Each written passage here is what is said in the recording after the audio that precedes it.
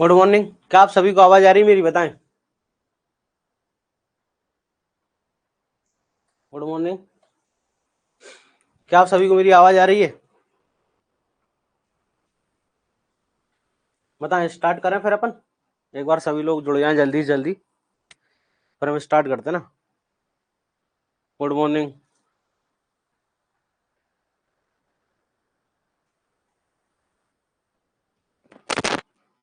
नमस्ते भाई, है ना। आप सभी का एक बार स्वागत है फिर अभ्यास एग्री एकेडमी की ऑनलाइन डिजिटल लर्निंग। ये यूट्यूब चैनल नहीं है ना, तो बस एक बात का ध्यान रखना, ये जो कमेंट सेक्शन है यूट्यूब का नहीं है। तो आप इसमें राम राम जय श्री राम दुनिया भर की चीज है ना, वो कंटिन्यू मत चलने देना। आप समझना, कुछ डाउट आता है मैं पूछूंगा, नहीं आ रहा समझ में तो आप है ना आंसर करना। ठीक है, चलिए स्टार्ट करें फिर हम। देखो स्टार्ट करने वाले हैं, जो हमारा 9 बजे से स्टार्ट हुआ, तो मैं आपको पहले क्लास का शेड्यूल बता देता हूँ, है ना। क्लास का जो शेड्यूल रहेगा अपना, पहली क्लास अपनी रहेगी 9 बजे से लेकर पौने 11 बजे तक। ठीक है ना। पहली क्लास रहेगी अपनी 9 से लेकर 10:45 तक। ठीक है, इसमें अपन पढ़ेंगे सोइल साइंस। क्या पढ़ेंगे? Soil science. अगली क्लास आपकी रहेगी 11:30 बजे, 11:30 से 1 बजे तक। इसमें हम पढ़ेंगे एक्सटेंशन। इसमें क्या पढ़ेंगे हम? एक्सटेंशन पढ़ेंगे। ठीक है, ये दो क्लासेस अपनी रहेंगी, पहली सोइल साइंस, दूसरी एक्सटेंशन। चलिए तो स्टार्ट करें फिर हम सोइल साइंस। ठीक है ना, चलिए स्टार्ट करते हैं।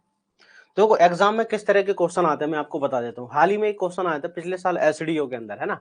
एसडीओ में एक क्वेश्चन आता है, यहीं से डेफिनेशन से क्वेश्चन आया था। अभी की सोइल साइंस की ब्रांच है, मैं आपको क्वेश्चन बता रहा हूँ पहले, फिर अपन समझेंगे ना। ये क्वेश्चन आया था एसडीओ के अंदर। सोइल साइंस की जो ब्रांच है ना, एडाफोलॉजी एक ब्रांच होती है, ये वाली जो ब्रांच है इससे क्वेश्चन आया था। तो किस तरह के एग्जाम में क्वेश्चन आते हैं वो अपन सारी चीज देखते चलेंगे। चलिए स्टार्ट करें। तो स्टार्ट करते हैं हम सोइल साइंस।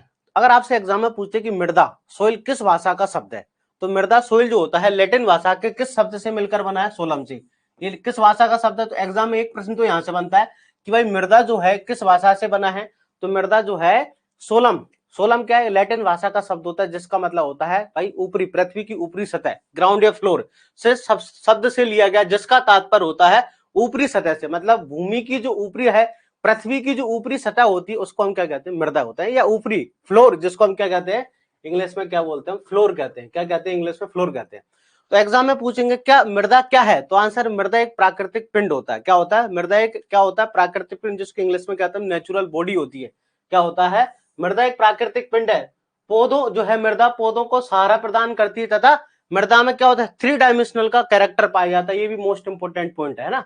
मृदा में क्या पाया जाता है? त्रिविमीय गुण पाया जाता है। इसका मतलब है त्रिविमीय, 3 डायमेंशनल कैरेक्टर होता है। तो सोइल क्या है? देखो एग्जाम में जो इंपोर्टेंट क्वेश्चन आएगा, सोइल क्या है? एक तो प्राकृतिक पिंड है, ये इंपोर्टेंट है। सोइल में किस प्रकार का गुण पाया जाता है? त्रिविमीय गुण पाया जाता है। ठीक है।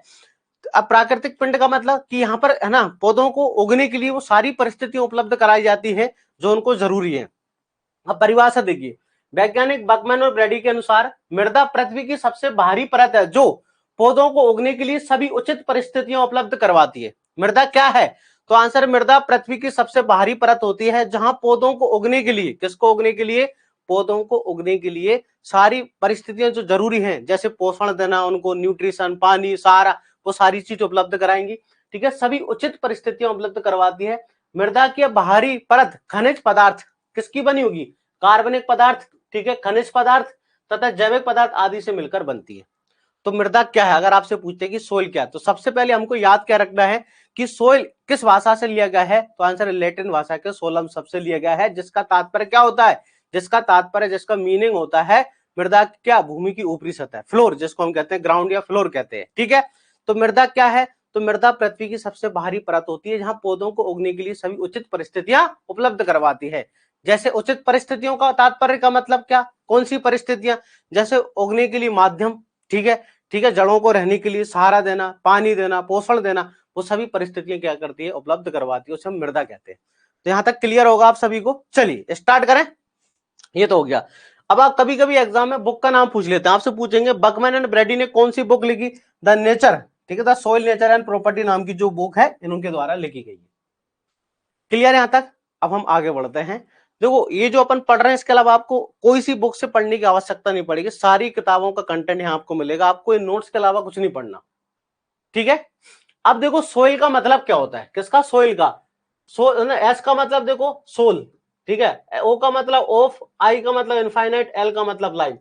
सोइल का मतलब ये भी होता है सोल ऑफ इनफाइनाइट लाइट। क्या बोलते हैं, सोल ऑफ इनफाइनाइट लाइट, मतलब जीवन की अनंत आत्मा। कभी कभी ये भी आता है ना कि मिट्टी को क्या बोलते हैं भैया, मिट्टी को कहते हैं जीवन की अनंत आत्मा, मतलब इन मिट्टी से पैदा होना और मिट्टी में ही मिलके, ठीक है, मिट्टी में ही मिल जाना। तो आपको याद रखना है कि सोइल को क्या बोलते हैं, सोइल को हम कहते हैं जीवन की अनंत आत्मा। सोइल को क्या कहते हैं हम, जीवन की अनंत आत्मा कहते हैं। क्लियर है। तो सोल ऑफ इनफाइनाइट लाइफ, ये आपको याद रखना है। अब देखो जैनी नाम के साइंटिस्ट ने भी परिभाषा दी, ठीक है, क्या के अनुसार मृदा 3 आयाम वाली, 3 डायमेंशनल, वही तो ये क्वेश्चन बार बार आता है कि मृदा में किस प्रकार का गुण पाया जाता है, 3 डायमेंशनल का, 3 आयाम वाली, ठीक है, प्राकृतिक पिंड है कि नहीं, क्या है, प्राकृतिक पिंड है, जो जलवायु, जीव, पैतृक पदार्थ और समय के संयुक्त प्रभाव से बनती है। विथिनी वैज्ञानिक ने मृदा को, कौन से वैज्ञानिक, विथिनी वैज्ञानिक ने मृदा को पोषक तत्वों का थैला कहा। कभी कभी आपसे पूछा जा सकता है कि मृदा क्या है, तो आंसर है पोषक तत्वों का थैला होती है। किस वैज्ञानिक ने बोला, विथिनी ने। मृदा क्लासिफिकेशन, सोइल क्लासिफिकेशन या मृदा वर्गीकी के जो फादर हैं, सोइल टैक्सोनॉमी के जो फादर हैं, वो याद रखना कौन है, डॉक्टर गाई डी स्मिथ। याद रखना ये किसके फादर हैं, ये है सोइल टैक्सोनॉमी, मृदा वर्गीकी किसके फादर हैं, ये फादर है, याद रखना सोइल टैक्सोनॉमी के, किसके फादर है, सोइल टैक्सोनॉमी के फादर हैं, ठीक है, इंग्लिश में क्या बोलते हैं इसको हम, सोइल टैक्सोनॉमी। मृदा वर्गीकी के जनक कौन है, डॉक्टर गाई डी स्मिथ है, मृदा वर्गीकी के जनक कौन है, ठीक है। ये हो गई हमारी परिभाषा कि है ना सोइल क्या है, ठीक है, सारी चीजें, ये तो हमारी अभी सिर्फ परिभाषा हुई है। अब देखो अगला पॉइंट, इससे संबंधित है ना रिसर्च इंस्टीट्यूट आपसे पूछे जा सकते हैं ना, क्या है, भारतीय मृदा विज्ञान अनुसंधान संस्थान कहां पर है, सोइल साइंस रिलेटेड अनुसंधान संस्थान है भारतीय मृदा विज्ञान सोइल, है ना, Indian institute of soil science कहां पर है, भोपाल मध्य प्रदेश के अंदर है। Indian institute of soil science कहां पर है, भोपाल मध्य प्रदेश में है। अगला केंद्रीय मृदा लवणता अनुसंधान संस्थान कहां पर है, तो central soil salinity research institute, central soil salinity research institute कहां पर है, करनाल हरियाणा में है। फादर ऑफ पीडोलॉजी किसे कहते हैं, वीबी डकुचेप को कहते हैं। फील्ड प्लॉट टेक्नोलॉजी के फादर कौन है, फील्ड प्लॉट टेक्नोलॉजी के फादर, फील्ड प्लॉट एक्सपेरिमेंट या टेक्नोलॉजी के जनक जेबी बोसेनगोल्ड है। और मृदा टेस्टिंग के जनक कौन है, एमएल ट्रंक। तो अभी देखो एग्जाम में, अभी एमपी टेट का एग्जाम हुआ था, तो वहां पर 2-3 साइंटिस्ट के नाम भी पूछे, तो एग्जाम में क्या है, वैज्ञानिक के नाम भी पूछ लेते हैं, जैसे वहां पर पूछा था अभी एमपी टेट एग्जाम में, ठीक है। हाल ही में एक एग्जाम एमपी टेट हुआ ना मध्य प्रदेश का, वर्ग का एग्रीकल्चर का, तो वहां पर एक क्वेश्चन आया था एलएलोपैथी, ना, एलएलोपैथी जो कंसेप्ट है या टर्म जो है किसने दिया है, तो वहां पर मोलिस, और ना ऑप्शन में क्या आया था, मोलिस, ठीक है, ये वाला। तो अपने को साइंटिस्ट भी याद रखना है, क्लियर, अपने को क्या याद रखना है, साइंटिस्ट भी हमको याद करके रखना है, ठीक है ना। मृदा टेस्टिंग के फादर कौन है, एमएल ट्रंग है, ठीक है। फील्ड प्लॉट एक्सपेरिमेंट के जनक कौन है, जेबी बोसेनगेल्ड है, ठीक है। पेडोलॉजी के फादर कौन हो गए हमारे, तो बेबी डकू, सॉइल साइंस के फादर, पेडोलॉजी के फादर बेबी डकुचेप हो गए, ठीक है, बीबी डकुचेप। इसके बाद central soil salinity research institute कहां पर है, करनाल में है। इसके बाद भारतीय मृदा विज्ञान संस्थान, Indian institute of soil science कहां है, भोपाल में। Central soil and water conservation research institute बता सकते हैं आप कहां है, इससे संबंधित एक और आप लिख लो यहां पर, ये भी इंपॉर्टेंट है। Central soil and water conservation, central soil and water conservation, बताओ ये कहां है, ये कहां पर है, central soil and water conservation research institute कहां पर है, क्या आप बता सकते हैं कमेंट सेक्शन में। ये जो अनुसंधान संस्थान में आपको बता रहा हूं ये कहां पर है, ये भी इंपॉर्टेंट है। Central soil and water conservation research institute कहां पर है, एक बार कमेंट सेक्शन में बताएं। Central soil and water conservation research institute कहां पर है, ये देहरादून में है। ये भी एग्जाम में पूछा हुआ कई बार, ये कहां पर है, देहरादून, बिल्कुल, है ना, कहां पर है, देहरादून के अंदर है, बिल्कुल, कहां पर है, देहरादून में। सेंट्रल सोइल एंड कहां पर है, देहरादून, कहां पर है, तो आंसर है देहरादून के अंदर। ये एक और है एनबीएसएस एंड एलयूपी, सोइल साइंस से संबंधित एक और रिसर्च इंस्टीट्यूट है, एनबीएसएस, एनबीएसएस एंड एलयूपी।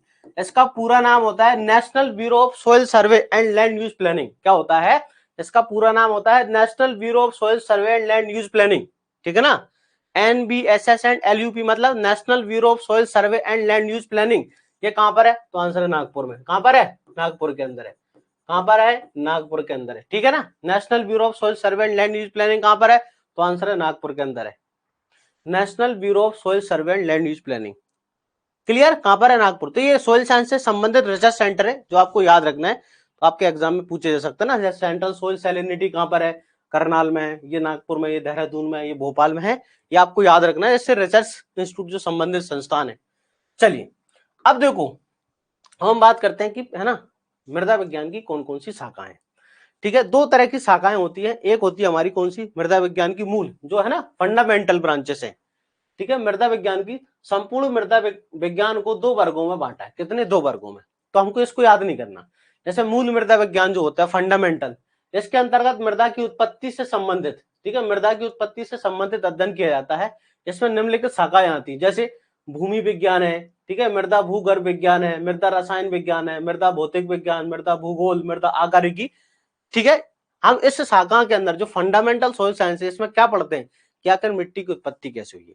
ठीक है, अगली जो शाखाएं होती है ये मोस्ट इंपोर्टेंट है, व्यवहारिक है ना, जो है व्यवहारिक मृदा विज्ञान, ये हमको पढ़ना मोस्ट इंपोर्टेंट है। यहीं से एग्जाम में आपसे प्रश्न पूछा जाएगा। ये समझिए मोस्ट इंपोर्टेंट और ये आया हुआ प्रश्न है ना। आप एसडीओ का पेपर देखना, उसमें ये आपको मिलेगा ये वाला क्वेश्चन। व्यवहारिक मृदा विज्ञान, ठीक है ना, वेविरल जो है सोइल साइंस ब्रांच जो है, इसकी दो शाखाएं हैं। ये मोस्ट इंपोर्टेंट है हमारे लिए एग्जाम में, हमारे एग्जाम में यही आपसे पूछा जाएगा। क्या? पहला होता है मृदा शास्त्र एडाफोलॉजी। पहला क्या है? मृदा शास्त्र एडाफोलॉजी। अब एडाफोलॉजी किसकी शाखा है? तो मृदा विज्ञान की एक शाखा है। एडाफोलॉजी का मतलब क्या? देखो एडाफो शब्द जो होता है ना, इसके अंतर्गत हम करते क्या? ध्यान से सुनना। इस शाखा के अंतर्गत पौधों है ना, जो पौधों होती है, पौधों की वृद्धि, ठीक है, वृद्धि पर, विकास पर मृदा का प्रभाव क्या पड़ता है। क्या लिखा है? इस शाखा के अंतर्गत वृद्धि, विकास एवं फसल उत्पादन पर मृदा के प्रभाव का अध्ययन किया जाता है। किसका अध्ययन कर रहे हैं यहाँ पर कि भैया पौधे जो मिट्टी है, इस मिट्टी में अपना पौधा उगेगा, यस प्लांट उगेगा कि नहीं? बिल्कुल उगेगा। अब ये जो प्लांट उगेगा, ध्यान से सुनना, ये जो प्लांट उगेगा, इस प्लांट की वृद्धि कैसे होगी, इस प्लांट का विकास कैसे होगा, फसल का उत्पादन कैसे होगा, इन सब चीजों का अध्ययन करते हैं। किसके सापेक्ष में? मृदा। कि भाई मृदा का क्या प्रभाव पड़ता है ना, ये जो मिट्टी है, मृदा का क्या प्रभाव पड़ता है, किस पर? फसल के उत्पादन पर, किस पर? वृद्धि पर, विकास पर। इसे किस शाखा के अंतर्गत अध्ययन करते हैं? एडाफोलॉजी में। क्या है कि मृदा का वृद्धि पर, विकास पर, फसल के उत्पादन पर क्या प्रभाव पड़ता है, इन सब चीजों का अध्ययन किस में करते हैं? हम एडाफोलॉजी में। मतलब कहने का मतलब यहाँ पर हम क्या पढ़ रहे हैं? हम यहाँ पर ये पढ़ेंगे कि भैया मिट्टी जो है पौधों को उगने के लिए क्या आवास है या नहीं।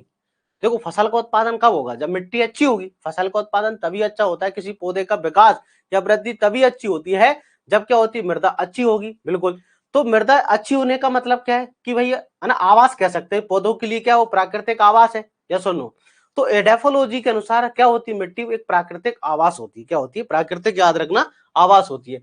तो आपसे एग्जाम में क्या पूछेंगे? एग्जाम में पूछेंगे, हम यहाँ पर ये चीजों का अध्ययन नहीं कर रहे कि मिट्टी की उत्पत्ति कैसे हुई, मिट्टी का वर्गीकरण कैसे हुआ, नहीं। हम ये देखेंगे मिट्टी में पोषक तत्व है कि नहीं। देखो इन सब चीज के बारे में हम क्या देखना चाह रहे हैं? हम ये देख रहे हैं मिट्टी में फर्टिलिटी है या नहीं। भाई पौधे की वृद्धि होगी, पौधे का विकास होगा, पौधे का फसल उत्पादन तभी होगा जब मिट्टी फर्टाइल होगी, हाँ या ना।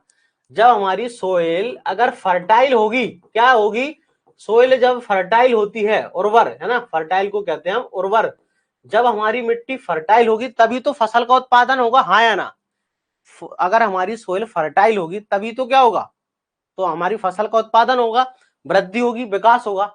तो हम कुल मिलाकर एडाफोलॉजी में अध्ययन करते हैं क्या मिट्टी में पोषक तत्व है या नहीं, मिट्टी में उचित परिस्थितियां है नहीं जिसमें पौधा उग सकता है। हम यहाँ पर इस चीज का अध्ययन नहीं करते मिट्टी किससे बनी है, हमको उससे कोई लेना देना नहीं है ना। मिट्टी की उत्पत्ति कैसे हुई है, मिट्टी का है ना क्लासिफिकेशन क्या है, वर्गीकरण क्या है, उससे कोई लेना देना नहीं।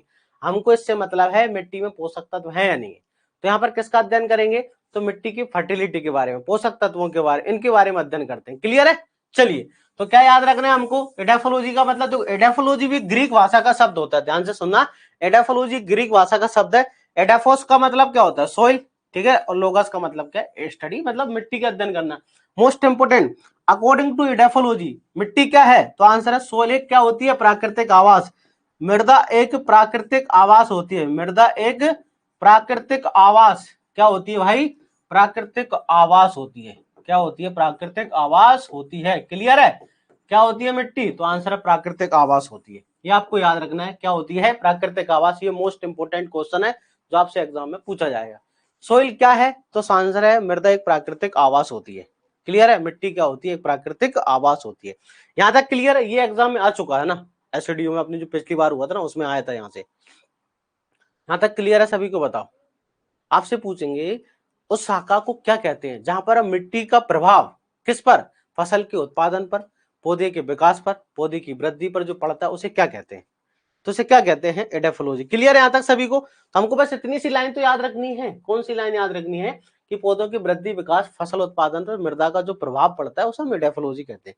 तो बताओ यहां तक क्लियर है सभी को? यस और नो? यहां तक क्लियर है भाई सभी को? यस और नो बताएं।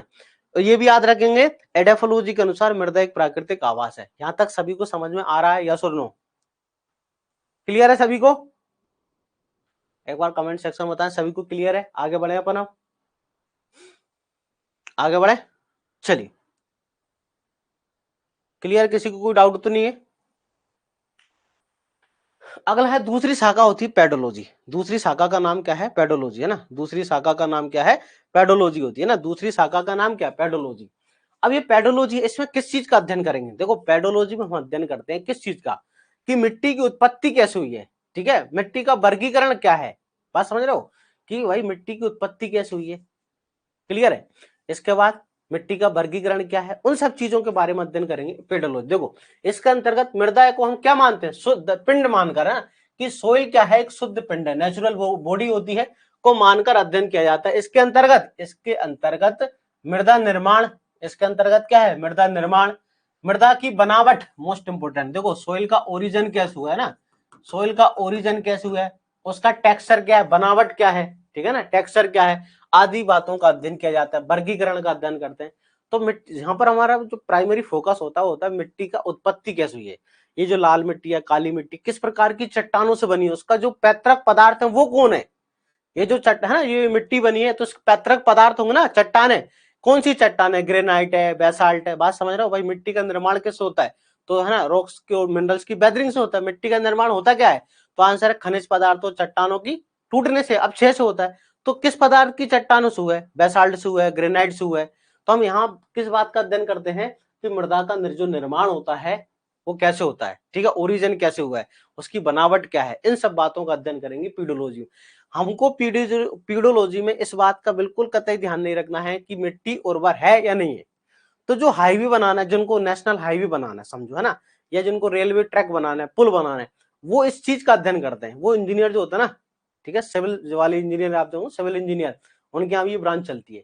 वो इस बात का अध्ययन करते हैं भैया मिट्टी का निर्माण कैसे है, इस मिट्टी पर पानी जब पड़ेगा तो है ना फैल जाएगी, सूख जाएगी, जो हम रोड बना रहे हैं उसका बाद में क्या होगा, मिट्टी टूट तो नहीं जाएगी। बात समझना, जिसको हाईवे बनाना हो, ठीक है, रोड बनाना हो, पुल बनाना हो, तो मिट्टी का उपयोग होता है वहां, मिट्टी धसेगी तो नहीं, बाद में क्या होगा इसका। तो जो है ना सिविल इंजीनियर होता है वो इस चीज का अध्ययन करते हैं। एग्रीकल्चर वालों को मतलब किससे? हमको तो फसल उगाना, हमको इस बात का थोड़ी मतलब मिट्टी किससे बन रही है, उनको तो पोषक तत्वों से मतलब पता है।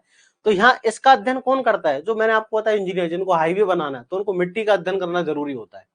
आपने देखा होगा रोड बनाते समय पहले मिट्टी डालते हैं, मिट्टी के ऊपर पानी डालते हैं, फिर रोलर चलाते हैं, उसको बिल्कुल है ना ठोस किया जाता है कि नहीं? आपने देखा होगा, फिर ऊपर से गिट्टी डाली जाती है, फिर डम्मर होता है बाद में। तो वो लोग इसका अध्ययन करते हैं। तो पीडोलॉजी भी क्या है? ग्रीक भाषा का शब्द होती है। पीडोलॉजी भी याद रखना क्या है? ग्रीक भाषा का शब्द है, जो पैडोन प्लस लोगस से मिलकर बनता है। तो पैडोन का मतलब क्या हो गया? सोइल हो गया, और लोगस का मतलब क्या हो गया? स्टील, मतलब मृदा का। तो पेडोलॉजी के है ना, पेडोलॉजी के आधार पर क्या होता है? मिट्टी एक प्राकृतिक पिंड होती है। अकॉर्डिंग टू पेडोलॉजी क्या है? तो आंसर है मृदा एक, ठीक है, मृदा एक प्राकृतिक पिंड है। ये दोनों शब्द आपको याद रखना है भाई, प्राकृतिक पिंड है, प्राकृतिक पिंड है। क्लियर है सभी को? यहां तक बताओ, मृदा क्या है? एक प्राकृतिक पिंड है। क्लियर? तो सोइल क्या है? तो आपको देखो एडेफोलॉजी के अनुसार सोइल क्या है, एडेफोलॉजी के अनुसार मिट्टी क्या होती है, एडेफोलॉजी के अनुसार सोइल क्या होती है? तो आंसर उसके अनुसार प्राकृतिक आवास होती है। अकॉर्डिंग टू पेडोलॉजी सोइल क्या होती है? एक प्राकृतिक पिंड होती है। ये दो शब्द आपको याद रखना है। चलिए, अब ये दो हो गई शाखाएं। अब थोड़ा हम पृथ्वी की बात कर लेते हैं, समझो, है ना, पृथ्वी जो ग्रह है, पृथ्वी गोला है समझो। अब पृथ्वी जो होती है ना, यहाँ से एग्जाम में मैं आपको बताऊंगा, छत्तीसगढ़ एडीए के अंदर एक क्वेश्चन आया था यहाँ से, इसलिए मैं आपको जो पढ़ा रहा हूँ सीजी एडीए के अंदर यहाँ से एक प्रश्न आया हुआ था कि पृथ्वी जो हमारी है, अब पृथ्वी देखो ऐसी गोल है ना, टोटल गोल तो नहीं है, आपने ज्योग्राफी पढ़ी होगी तो उसमें पढ़ा होगा ना, लक्षवत गोलाकार है, ठीक है, ऊपर मतलब अंडाकार, अंडाकार मतलब यहाँ पर थोड़ी चपटी और यहाँ पर थोड़ी चपटी है, ऐसा आपने पढ़ा होगा, ठीक है। अब पृथ्वी जो है, तो पृथ्वी की अगर हम आंतरिक संरचना देखें, आंतरिक, ये तो अपन सतह देख रहे हैं मिट्टी। अगर अपन नीचे जाते हैं पृथ्वी के आंतरिक, तो पृथ्वी की आंतरिक संरचना में हमको 3 भाग नजर आते हैं। कितने भाग होते हैं? 3। ठीक है, कितने भाग होते हैं पृथ्वी? इस प्रकार से अगर आप देखोगे पृथ्वी आंतरिक संरचना में 3 भाग होते हैं। कौन कौन से होते हैं? आपने सुना होगा, एक तो होता है भूपर्पटी। कौन कौन सा होता है? भूपर्पटी होता है ना, ये सबसे ऊपर वाला, जिसको हम क्या बोलते हैं? Earth crust. सबसे ऊपर वाला भाग कौन सा होता है? याद, बस आपको ये नाम याद रखना है, अर्थ क्रस्ट, जिसको हम भूपटल भी कहते हैं। क्या बोलते हैं? भूपटल। ठीक है। दूसरे नंबर का भाग कौन सा होता है? यदि आप देख रहे हैं यहाँ पर, ये क्रस्ट है, ये ऊपर वाला। दूसरे नंबर का मेंटल, ये वाला जो भाग आप देख रहे होंगे, मेंटल। सेकंड नंबर का होता है मेंटल। ठीक है ना, दूसरा कौन सा होता है? मेंटल होता है ना। कौन सा भाग? मेंटल। पृथ्वी की आंतरिक संरचना की बात कर रहा हूं मैं। और सबसे अंदर कौन होता है? कोर। सबसे अंदर कौन होता है आंतरिक में? पृथ्वी के अंदर वाला जो है, तो वो क्या होता है? कोर होता है। ठीक है। इसी में जो प्लेट होती है, प्लेट, अगर इन प्लेट में थोड़ा बहुत परिवर्तन होता है तो भूकंप आता है। टेक्टोनिक प्लेट मूवमेंट के कारण आपने सुना ना, जैसे अर्थक्वेक आता है। तो अभी हाल ही के अंदर दो दो देश थे, जहां पर एक टर्की था और एक था सीरिया। अभी हाल ही में कुछ समय पहले है ना, भूकंप आया था बहुत ही ज्यादा। कहां पर? तो आंसर तुर्की है, नोट टर्की है ना। तुर्की देश का नाम बदल के क्या हो गया है? उनका जो ओरिजिनल नाम है तुर्की है। और वहां का जो प्रधानमंत्री है उसका नाम है, ठीक है, अर्दगन करके, मैंने आपको बता दिया। और वहां की जो करेंसी है वो लीरा है। ठीक है। तो हाल ही में वहां पर एक क्या हुआ था, हमें भूकंप आया था। तो ये बताया कि पृथ्वी है ना 10 सेंटीमीटर, तुर्की देश है 10 सेंटीमीटर यूरोप की तरफ खिसक रहा है। और मैं आपको ऐसी जनरल रिसर्च बता देता हूँ कि जो अफ्रीका महाद्वीप के बीच में से दरार पड़ रही है। कुछ समय, मतलब हजारों लाखों वर्ष बाद अफ्रीका महाद्वीप 2 भागों में टूट जाएगा। मतलब पृथ्वी के बीच में दरार पड़ रही है। ठीक है। जैसे पहले जो सारी पृथ्वी एक थी, फिर धीरे धीरे 7 महाद्वीप बन गए। ऐसे ही वहां पर जो अफ्रीका महाद्वीप है, हजारों वर्ष बाद ये टूट जाएगा। अभी आप कभी पढ़ोगे उसके बारे में तो आपको पता चलेगा कि वो टूट रहा बीच में से। तो बस इधर देखो कि पृथ्वी जो होती है ना, पृथ्वी के 3 भाग होते हैं। आंतरिक संरचना के कितनी भाग? बस उनके नाम याद रखना है। पृथ्वी की आंतरिक संरचना के 3 भाग होते हैं। कौन कौन से होते हैं? पहला होगा क्रस्ट। पहला कौन सा होता है? भूपटल, जिसे क्या बोलते हैं हम? पहला होता है भूपटल, जिसको हम भूपर्पटी भी कहते हैं। क्या बोलते हैं? भूपर्पटी। ठीक है ना। दूसरे नंबर का होता है मेंटल, और तीसरे नंबर होता है कोर। ठीक है, तीसरे नंबर का। बस इनकी मोटाई याद रखना। देखो, क्रस्ट जो होता है ना, भूपटल या भूसल, ये पृथ्वी की 5 से लेकर 56 किलोमीटर तक होता है। ठीक है, कितना होता है? 5 से लेकर 56। ठीक है, इधर नीचे 5 से लेकर कहां तक? 56 किलोमीटर तक ये फैला होता है। कौन? तो आंसर ये क्रस्ट फैला होता है 5 से लेकर 56 किलो। बस इतना याद रखना, क्रस्ट होता है। भूपर्पटी का कुल पृथ्वी का 1% भाग है ना, ये जो ऊपर वाला है पृथ्वी का सिर्फ 1% से कम वाला भाग है। अब इसके अंदर, इसी क्रस्ट के अंदर 2 सतह पाई जाती है, एक स्याल होती है और एक सीमा होती है। अगर याद रखना चाहो तो मैं बता देता हूं। इसी भूपर्पटल के अंदर 2 सतह होती है, स्याल होती है। स्याल भूपर्पटल की ऊपरी परत है, मतलब भूपर्पटल में भी ऊपर वाली सतह को क्या बोलते हैं? स्याल कहते हैं। इसमें सिलिकेट तथा एल्यूमिनियम खनिज जो पदार्थ होते हैं उनकी अधिकता पाई जाती है। ठीक है। दूसरे नंबर पर होता है सीमा। सीमा भूपर्पटल की निचली परत है। ये भूपर्पटल आपको नजर आ रही है ना, पहला भाग। तो भूपर्पटल में ऊपर वाली क्या हो गई? स्याल। ठीक है। और नीचे वाली कौन सी हो गई? सीमा। ठीक है, 2 सतह होती है, स्याल और सीमा। तो सीमा में क्या होता है? इस परत में मैग्नीशियम, इसमें किसकी होगा? मैंगनीज। और उसमें क्या था? Aluminium silicate. बस इतना याद रखना कि स्याल में क्या था? एल्यूमिनियम एंड सिलिकेट, सिलिकॉन जो पाया जाता है। और यहाँ पर क्या होता है? सीमा के अंदर मैग्नीशियम सिलिकेट पाए जाते हैं। आमतौर पर जब सीमा सतह पर होती है तो बेसाल्ट परत कहलाती है। सीमा जब सतह पर होती है तो क्या कहलाती है? बेसाल्ट कहलाती है। तो ये किसके भाग है? सीमा और स्याल, ये दोनों किसके भाग होते हैं? भूपटल या भू क्रस्ट जो होता है, अर्थ क्रस्ट, उसके भाग होते हैं। सेकंड नंबर का भाग कौन सा होता है? मेंटल। ठीक है। मेंटल की याद रखना, थिकनेस कितनी होती है, मोटाई कितनी होती है? 2900 किलोमीटर। क्या याद रखेंगे? मेंटल की मोटाई कितनी होती है? 2900। बस इतना ही याद रखना है, कितनी होती है मोटाई? 2900। ठीक है, 2900 किलोमीटर। उसके बाद होता है सबसे अंदर की सतह। सबसे अंदर पृथ्वी का सबसे आंतरिक भाग क्या कहलाता है? तो पृथ्वी का सबसे आंतरिक भाग, पृथ्वी का सबसे आंतरिक भाग क्या कहलाता है? बताओ, पृथ्वी का सबसे आंतरिक भाग क्या कहलाएगा? पृथ्वी का सबसे आंतरिक भाग कहलाता है भैया कोर। क्या कहलाता है? कोर कहलाता है। ठीक है। जिसकी जो मोटाई होती है कितनी होती है? 3500 किलोमीटर, 3500 है ना। इसकी मोटाई कितनी होती है? 3500 किलोमीटर होती है।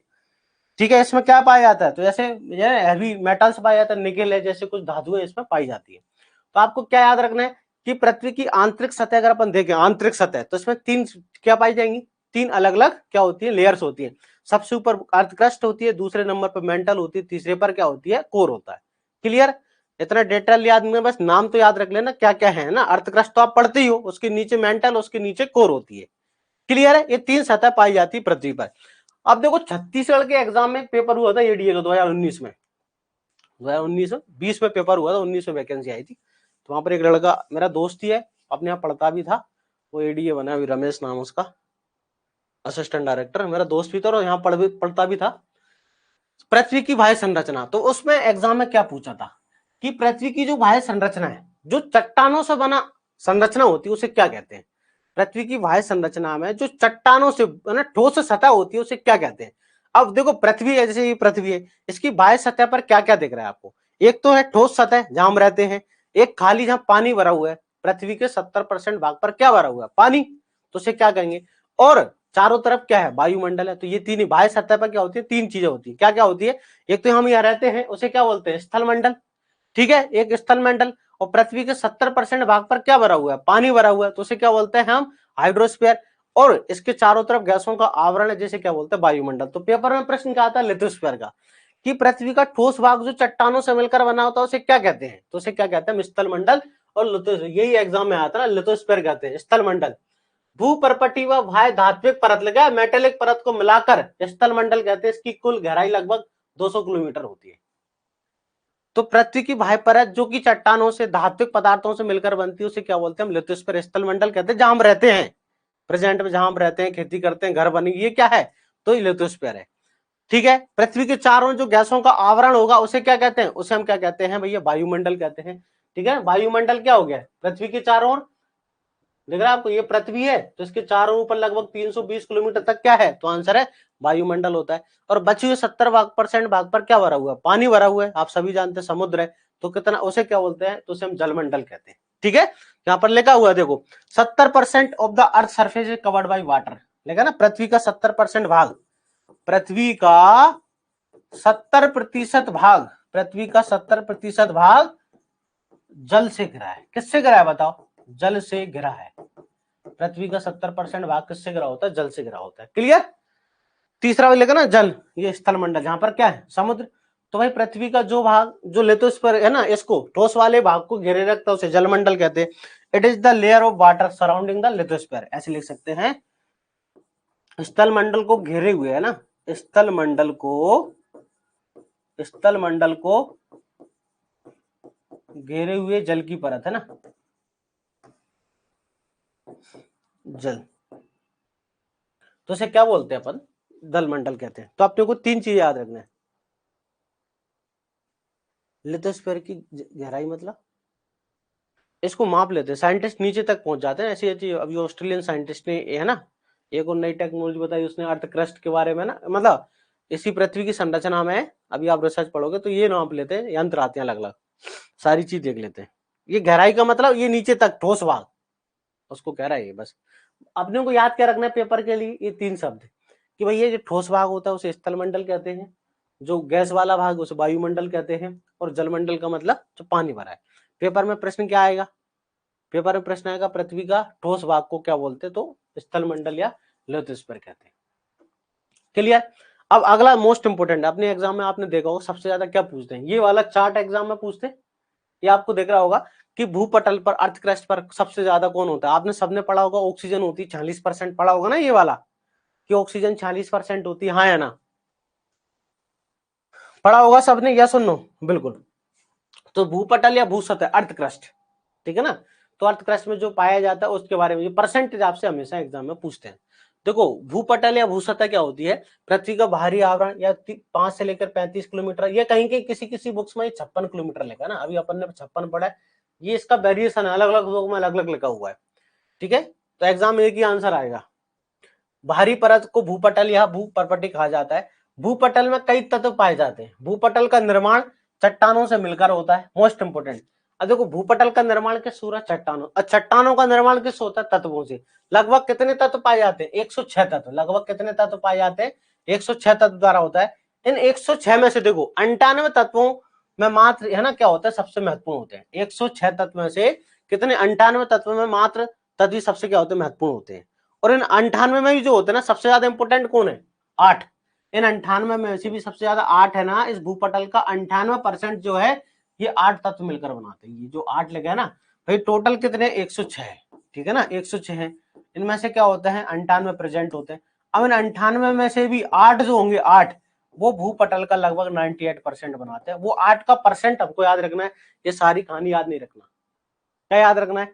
आपसे एग्जाम में डायरेक्ट प्रश्न पूछा जाएगा, अर्थ क्रस्ट में सिलिकॉन कितने परसेंट है, ये सारी कहानी नहीं पूछी जाएगी, इनको याद नहीं रखना। क्या याद रखना है?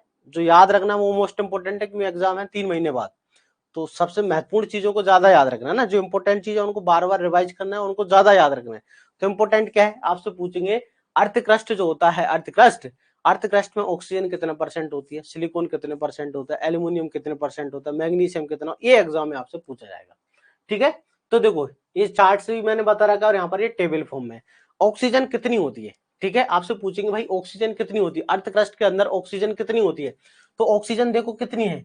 हाँ देखो, ऑक्सीजन और सिलिका दोनों अधातु होते हैं, अर्थ क्रस्ट के अंदर दोनों, ये दोनों अधातु हैं, ऑक्सीजन और सिलिकॉन। ऑक्सीजन लगभग कितनी है, तो ऑक्सीजन 46 दशमलव कितनी है, 60, या आप ऐसे याद कर सकते हो है ना, अप्रोक्स कितनी है, तो अप्रोक्स 47%, लगभग 47% आप याद कर सकते हो, या सुनो, लगभग 47% हम याद कर सकते हैं, ताकि है ना डाटा भूल ना जाए, 46.60 तो भूल सकते हैं, तो 47% लगभग, तो आपसे लगभग से याद रह जाएगा।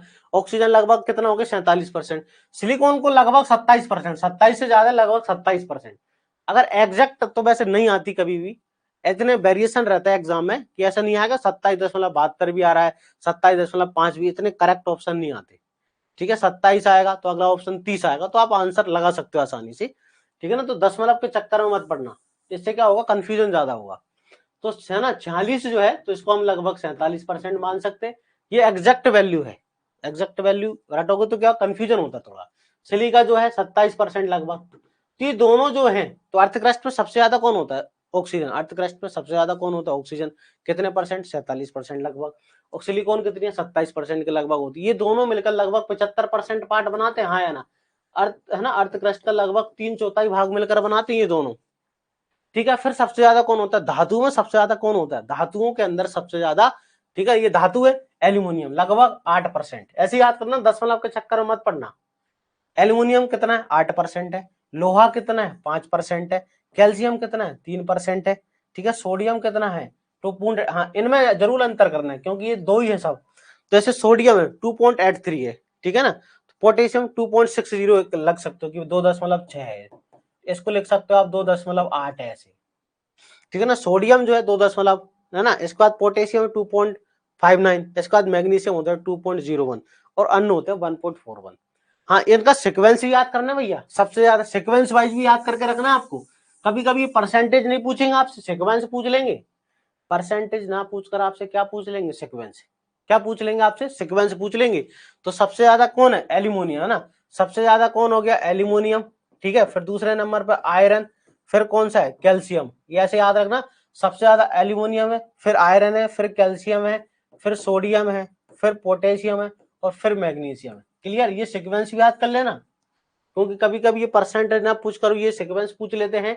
तो आपको क्या याद रखना है कि भैया aluminium, iron, calcium, sodium, potassium और मैग्नीशियम। क्लियर,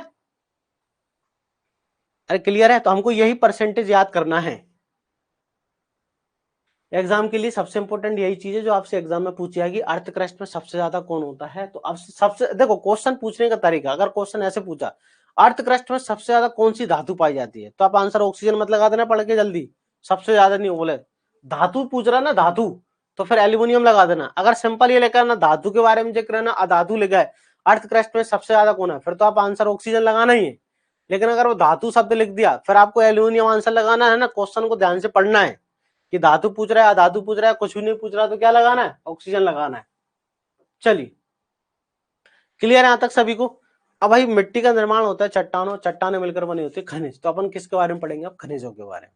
क्योंकि एग्जाम में आपसे पेपर में क्या पूछते हैं, प्राग है ना, प्राथमिक खनिज किसे कहते हैं, द्वितीय खनिज किसे कहते हैं, है ना, इस प्रकार के क्वेश्चन, उनके उदाहरण बताओ, इस तरह के क्वेश्चन एग्जाम में पूछ लेते हैं। बताओ यहाँ तक क्लियर है सारी चीजें। तो अभी तक अपन ने क्या पढ़ा, अभी तक अपन ने पढ़ी कि मृदा क्या है, उसकी परिभाषा पढ़ी।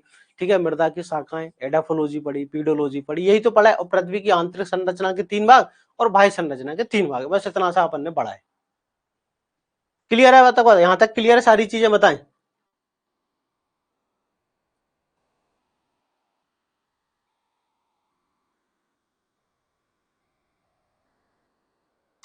यहाँ तक क्लियर है सारी चीजें, आगे पढ़े अपन अब।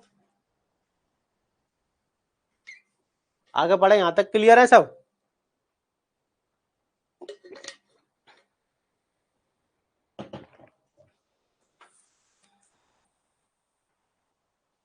क्लियर है सबको? आगे कंटिन्यू करूं मैं?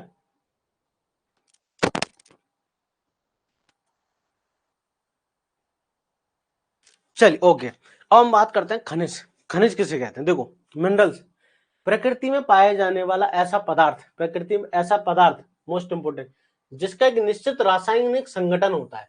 प्रकृति में पाए जाने वाला ऐसा पदार्थ जिसका एक निश्चित रासायनिक संगठन होता है और निश्चित भौतिक गुण होता है। मोस्ट इंपोर्टेंट है ये दोनों पॉइंट, ये सबसे इंपोर्टेंट है।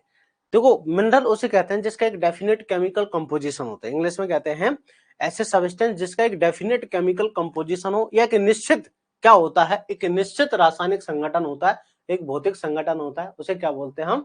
मिनरल्स कहते हैं या खनिज कहते हैं। तो प्रकृति में पाए जाने वाला ऐसा पदार्थ जिसका एक निश्चित रासायनिक संगठन होता है, भौतिक है ना गुण होते हैं, उसे क्या बोलते हैं? खनिज। या फिर देखो, यह एक व्यवस्थित तथा नियमित व्यवस्था वाले परमाणु से बना ठोस पदार्थ क्या कहलाता है? खनिज कहते हैं। ये तो हो गई परिभाषा। मोस्ट इंपोर्टेंट पॉइंट है ये, निश्चित रासायनिक संगठन और भौतिक गुण वाले ठीक है पदार्थ को क्या बोलते हैं? हम खनिज कहते हैं। अब ध्यान से सुनना, ठीक है? सभी चट्टानें जो होती हैं किससे बनी होती हैं? चट्टानें, रॉक्स, तो आंसर खनिजों का मिश्रण होती है। सभी चट्टानें किससे मिलकर बनी होती है? तो आंसर खनिजों का मिश्रण होती है। सभी चट्टानें जो होती हैं, सभी चट्टानें खनिजों का मिश्रण होती है। चलिए, खनिजों का निर्माण लगभग अभी 98 तत्वों से लगभग होता है, ठीक है? प्रकृति में, अब मोस्ट इंपोर्टेंट ध्यान से सुनना, प्रकृति में लगभग है ना सबसे ज्यादा कौन सा खनिज होता है? अर्थ क्रस्ट में, अर्थ क्रस्ट में सबसे ज्यादा कौन सा मिनरल पाया जाता है? वो आपसे एग्जाम में पूछेंगे। अर्थ ये नहीं पूछेंगे ऑक्सीजन है ना, ऑक्सीजन मिनरल थोड़ी है, खनिज थोड़ी है। देखो, पेपर में ऐसे पूछा क्वेश्चन आया कि प्रकृति में सबसे ज्यादा कौन सा खनिज पाया जाता है, तो आंसर क्या लगाना? ऑक्सीजन मत लगाना, फिर आंसर फेल्सपार लगाना, 48% होता है। प्रकृति में पाया जाने वाला भूपर्पटी में प्रमुख खनिज कौन सा होता है? फेल्सपार। कौन सा होता है? फेल्सपार खनिज लगभग कितना होता है? 48% होता है। देखो, क्वेश्चन को ध्यान से पढ़ना है पेपर में, आपको नहीं गलती है ना, सीधा नहीं ऑक्सीजन दिमाग में चले कुछ भी पूछ रहा है ऑक्सीजन आंसर लगाना है, ऐसा नहीं। क्वेश्चन को ध्यान से पढ़ने की, प्रकृति में ना भूपर्पटी में सबसे ज्यादा खनिज पूछा है, धातु पूछा है, ठीक है, या कुछ भी क्या पूछ रहा है वो आपको ध्यान रखना है। तो देखो, खनिज सबसे ज्यादा कौन होता है? तो आंसर याद रखना, खनिज कौन सा होता है? 48% फेल्सपार होता है, ठीक है, इसकी मात्रा 48% है। तथा इसके बाद क्वार्ट्ज आता है, सिलिका जिसे हम कहते हैं 36% है, और 10% माइका होता है। तीनों सबसे ज्यादा कौन सा है? तो सबसे ज्यादा याद रखना कौन सा होता है? 48% कौन सा होता है? फेल्सपार। दूसरे नंबर पर क्वार्ट्ज जिसको हम सिलिका कहते हैं 36% है। तीसरे नंबर पर आता है माइका जिसका 10%। इस प्रकार से है ना, ये देखो, ये रखा है यहाँ पर, सबसे ज्यादा कौन सा होता है? फेल्सपार। सबसे ज्यादा कौन है? 48% है फेल्सपार, ठीक है, क्वार्ट्ज 36%। तो इसको आपको नोट करना है, ठीक है, इसको आपको क्या करना है? नोट कि भैया प्रकृति में सबसे ज्यादा क्या पाया जाता है? फेल्सपार 48%, फिर 36% क्वार्ट्ज होता है, फिर 10% क्या होता है? तो आंसर है माइका। क्वार्ट्ज को ही हम सिलिका कहते हैं, ठीक है। अब इधर देखो, मोस्ट इंपोर्टेंट क्वेश्चन आपसे एग्जाम में पूछने वाला अगला क्वेश्चन आपसे पूछा जाएगा कि मृदा अपक्षरण के लिए सबसे ज्यादा प्रतिरोधी कौन होता है? मतलब जो आसानी से नहीं टूटे, जो आसानी से नहीं टूटता है, मतलब बेदरिंग प्रिकॉशन में, अपक्षय का मतलब बेदरिंग, ये लिखा ना, अपक्षय का अपक्षरण मतलब होता है बेदरिंग, ठीक है ना, बेदरिंग। तो बेदरिंग के लिए सबसे ज्यादा रेजिस्टेंट कौन सा है? बेदरिंग के लिए सबसे ज्यादा रेजिस्टेंट कौन है? अगला आपसे एग्जाम में पूछा जाएगा कि भैया बेदरिंग के लिए सबसे ज्यादा रेजिस्टेंट, मतलब आप समझो वो ढीठ जो आसानी से न टूटे, ठीक है ना, ऐसा पत्थर, ऐसी चट्टान जिसको तोड़ो ना टूटे, तो ऐसा रेजिस्टेंट मतलब प्रतिरोधी, जो आसानी से नहीं टूटता है, उसे बोलते हैं हम। तो याद रखना कि खनिज है ना, क्वार्ट्ज जो होता है खनिज में सबसे ज्यादा क्या होता है? प्रतिरोधी होता है। इसके बाद मस्कोवाइट आता है, इसके बाद क्या आता है? मस्कोवाइट का स्थान आता है। तो मृदा अपक्षरण का प्रतिरोधी क्वार्ट्ज सबसे ज्यादा है, फिर मस्कोवाइट, माइका, फिर फेल्सपार, कैल्साइट। सबसे लीस्ट कौन होता है? कैल्साइट। मतलब सबसे जो आसानी से टूटने वाला, आसानी से टूटने वाला कौन है? कैल्साइट है। क्या बात समझ में आ रही है? आसानी से टूटने वाला क्या? कैल्साइट। एक मिनट में आपको जो है ना एक और सीक्वेंस दिया है डीके दास बुक में, वो आपको मैं बता देता हूँ। एक मिनट बुक से देखकर, एक और सीक्वेंस है, ठीक है, आप इसको नोट कर लें तब तक।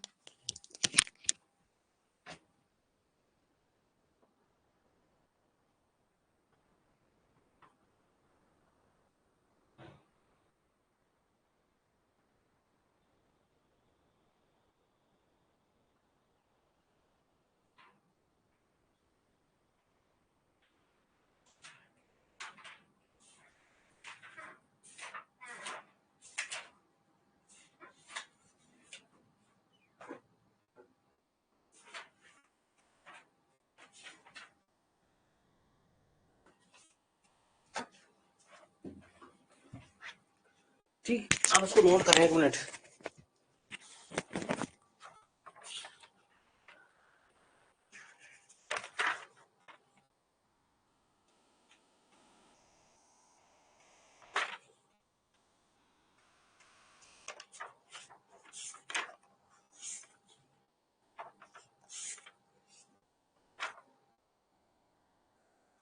नोट कर लिया, आगे बढ़े आप।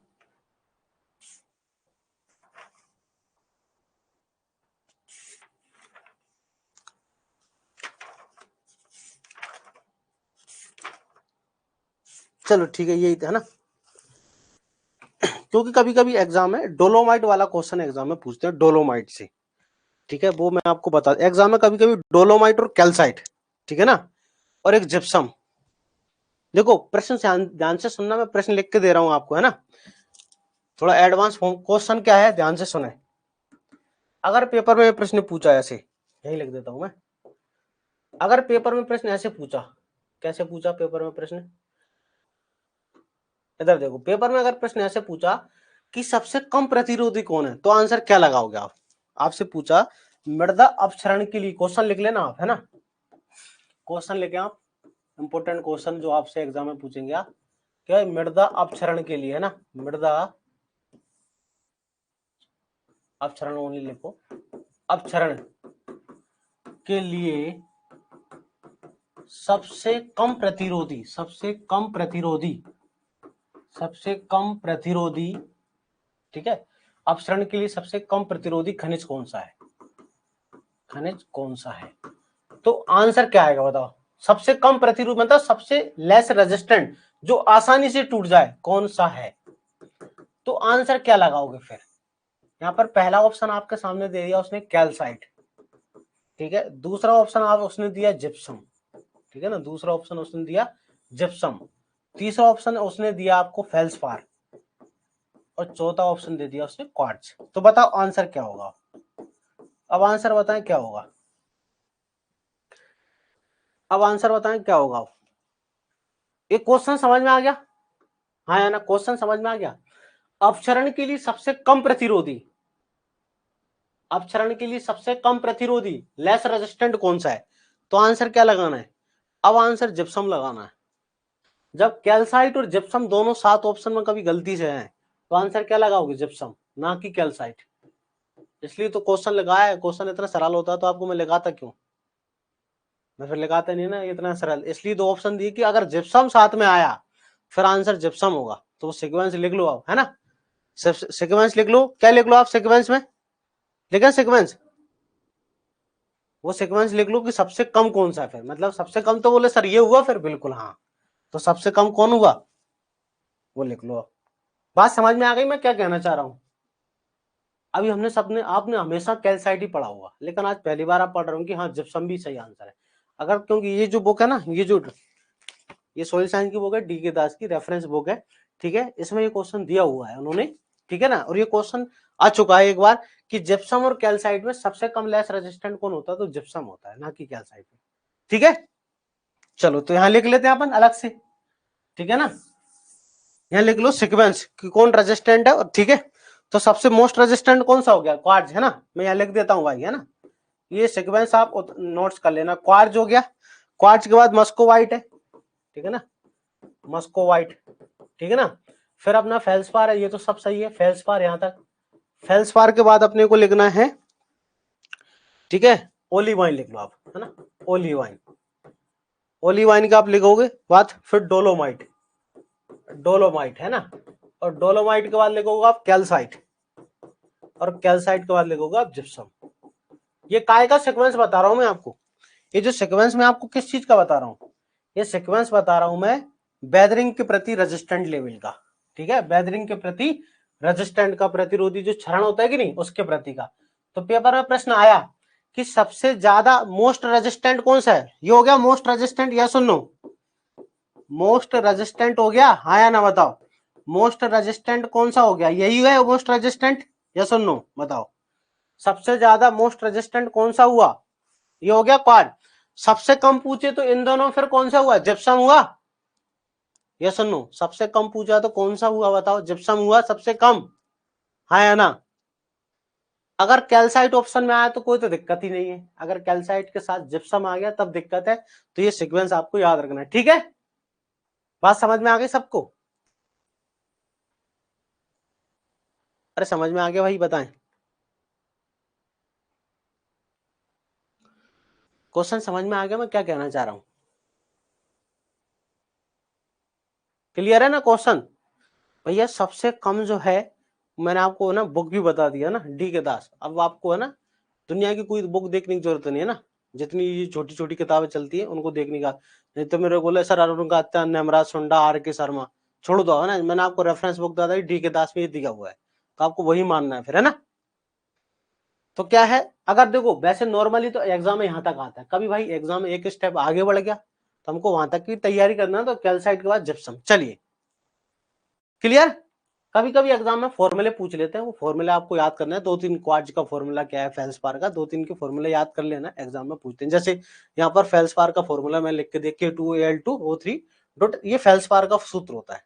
तो कभी कभी एग्जाम में पूछ लेते हैं K2O, ठीक है, Al2O3 है, डॉट 6SiO2 है। चलिए आगे पढ़ते हैं। अब देखो खनिजों का वर्गीकरण। उत्पत्ति के आधार पर खनिज दो प्रकार के होते हैं, एक होता है भाई प्राथमिक खनिज और एक होता है द्वितीयक खनिज। ठीक है, दो प्रकार के खनिज होते हैं, प्राथमिक खनिज है और कौन से हैं, द्वितीयक खनिज है। क्लियर है, प्राथमिक खनिज है और कौन से हैं, द्वितीयक खनिज है। ठीक है, दो प्रकार के खनिज है, एक है प्राथमिक खनिज, एक है द्वितीयक खनिज। किसके आधार पर, उत्पत्ति के आधार पर, है ना। इस आधार पर जो वर्गीकरण दिया था किसने, क्लार्क नाम के व्यक्ति ने दिया था कि खनिज जो होते हैं उत्पत्ति के आधार पर दो प्रकार के होते हैं, एक होता है प्राथमिक खनिज, एक होता है द्वितीयक खनिज। ठीक है, प्राइमरी एंड सेकेंडरी। अब प्राथमिक खनिज किसे कहते हैं, देखो भाई प्राथमिक ऐसे खनिज जो चट्टानों के मूल घटक होते हैं, सिंपल भाषा में तो भाई चट्टाने के मूल घटक जो अधिक मात्रा में, वो ऐसे खनिज जो चट्टानों के मूल घटक होते हैं उन्हें बोलते हैं प्राथमिक, प्राइमरी मिनरल्स। जो अधिक संख्या में होते हैं, किसी चट्टान में जो ज्यादा क्वांटिटी में होता है उसे हम क्या बोलते हैं, प्राइमरी मिनरल्स कहते हैं। या फिर ऐसे भाई मिनरल जिनका साइज बड़ा हो, ठीक है, देखो इनके कणों का आकार 0.002, इनके कणों का आकार जो होता है 0.002 mm या 2 माइक्रोमीटर से क्या होता है, बड़ा होता है, से क्या होता है, बड़ा होता है। ठीक है, ऐसे मिनरल्स जिनका कणों का साइज जो है 2 माइक्रोमीटर से बड़ा आता है वो प्राथमिक के अंतर्गत आते हैं। इनके टूटने से ही द्वितीयक, है ना, प्राथमिक के टूटने से ही क्या बनेंगे, सेकेंडरी। याद रखना, सेकेंडरी कहीं अलग से नहीं आते, प्राथमिक जब टूटते हैं तब द्वितीयक का निर्माण होता है, इनके टूटने से द्वितीयक खनिज का निर्माण होता है। प्राथमिक खनिज चट्टानों में जो होते हैं, देखो चट्टानों के मुख्य घटक है, मुख्य अवयव है। प्राथमिक खनिज जो होते हैं चट्टानों के क्या होते हैं, मुख्य घटक या मुख्य अवयव होते हैं। प्राथमिक खनिज चट्टानों के मुख्य संघटक होते हैं। प्राथमिक खनिज की प्रधानता मृदा के में बलुई, जैसे सैंडी है, किले है, इसी के कारण होगी ना। मृदा जो है प्रधानता मृदा के बलुई और मोटे कणों जैसे रेत है, पत्थर आदि में होती है। इन्हीं से द्वितीय खनिजों का निर्माण होता है। जैसे उदाहरण, अब सब बोले उदाहरण कौन से, प्राथमिक खनिज का आप उदाहरण बताओ। तो प्राथमिक खनिज के जो उदाहरण है, हाँ ये जो मैं पढ़ा रहा हूँ उसकी पीडीएफ आपको इसी में मिलेगी। ये जो मैं पढ़ा रहा हूँ ना ये अपलोड कर दूंगा, जो मैं पढ़ा रहा हूँ वो की वही। ठीक है, उदाहरण जैसे क्वार्ट्ज है, ठीक है, फेल्सपार है, मस्कोवाइट है, माइका है और बायोटाइट, ये उदाहरण है। अभी लिस्ट भी हम पढ़ेंगे। तो आपको क्या याद करना है, उदाहरण, प्राथमिक खनिज क्या और उनके उदाहरण कौन, द्वितीय खनिज क्या और उसके उदाहरण कौन कौन से। तो मैं आपको अभी लिस्ट भी बताऊंगा प्राथमिक द्वितीयक की। देखो प्राथमिक खनिज क्या होते हैं, अगर कोई आपसे पूछता है तो ऐसे खनिज जो चट्टानों के मूल संघटक होते हैं, मूल पदार्थ होते हैं, ठीक है, उन्हें क्या बोलते हैं हम, प्राथमिक खनिज कहते हैं। उदाहरण, ठीक है, अभी अपन पढ़ेंगे ये रही लिस्ट, यहाँ पर देखो प्राथमिक सेकेंडरी की लिस्ट है यहाँ पर, ये रही यहाँ पर प्राथमिक खनिज के उदाहरण, फिर इसके बाद द्वितीय खनिज। ठीक है, अब इधर देखो द्वितीय खनिज क्या होते हैं, सेकेंडरी मिनरल्स। भाई ऐसे खनिज जिनका निर्माण प्राथमिक से होगा, प्राथमिक खनिज के टूटने से ही तो कौन बनते हैं, द्वितीय खनिज बनते हैं, हाँ है ना। प्राथमिक खनिज के टूटने से ही क्या बनते हैं, द्वितीय खनिज बनते हैं। या फिर हम ऐसा कहें कि ऐसे खनिज जिनके कणों का आकार 0.002 या 2 माइक्रोमीटर से कम होता है उन्हें क्या कहते हैं, उन्हें हम द्वितीय सेकेंडरी मिनरल्स कहते हैं। इनका निर्माण प्राथमिक खनिजों से ही होता है, इनके कणों का आकार 2 माइक्रोमीटर या 0.002 mm से कम होता है। उदाहरण जैसे क्लोराइट है, इलाइट है, मोंटमोरिलोनाइट है, बर्मिकुलेट है, हेमेटाइट है, डोलोमाइट है। ये अपन ने पढ़े ना, आप सभी ने पढ़े होंगे, मोंटमोरिलोनाइट के बारे में सुना होगा आपने। ठीक है, किसके बारे में, बर्मिकुलेट के बारे में, इलाइट, क्लोराइड या क्योलिनेट। जो सेकेंडरी सिलिकेट क्ले मिनरल्स होते हैं ना, सेकेंडरी सिलिकेट क्ले मिनरल्स जो होते हैं, सेकेंडरी सिलिकेट क्ले मिनरल्स जो होते हैं, आपने पढ़े होंगे, हाँ 1:1, 2:1, ऐसा पढ़े हैं ना पहले कभी, 1:1 खनिज मिनरल, 2:1, ठीक है पढ़ा है ना आपने, 2:1 एक्सपांडिंग, 2:1 नॉन एक्सपांडिंग, ऐसा आपने पढ़ा होगा ना, 2:1 या 2:2, जिसका एग्जाम्पल इलाइट क्लोराइड है, ठीक है कि नहीं। तो वो सब क्या होते हैं, सेकेंडरी मिनरल्स है, याद रखना हमेशा, ये वाले जो मोन्टमोरिलेनाइट है, क्लोराइड है, इलाइट, ये सब सेकेंडरी क्लोराइड क्या होते हैं, क्ले मिनरल्स होते हैं, ये सब द्वितीयक में आते हैं। प्राथमिक में कौन आता है, जैसे क्वार्ट्ज है, फेल्सपार है, माइका है, बायोटाइट है, ये सब आते हैं, क्लियर।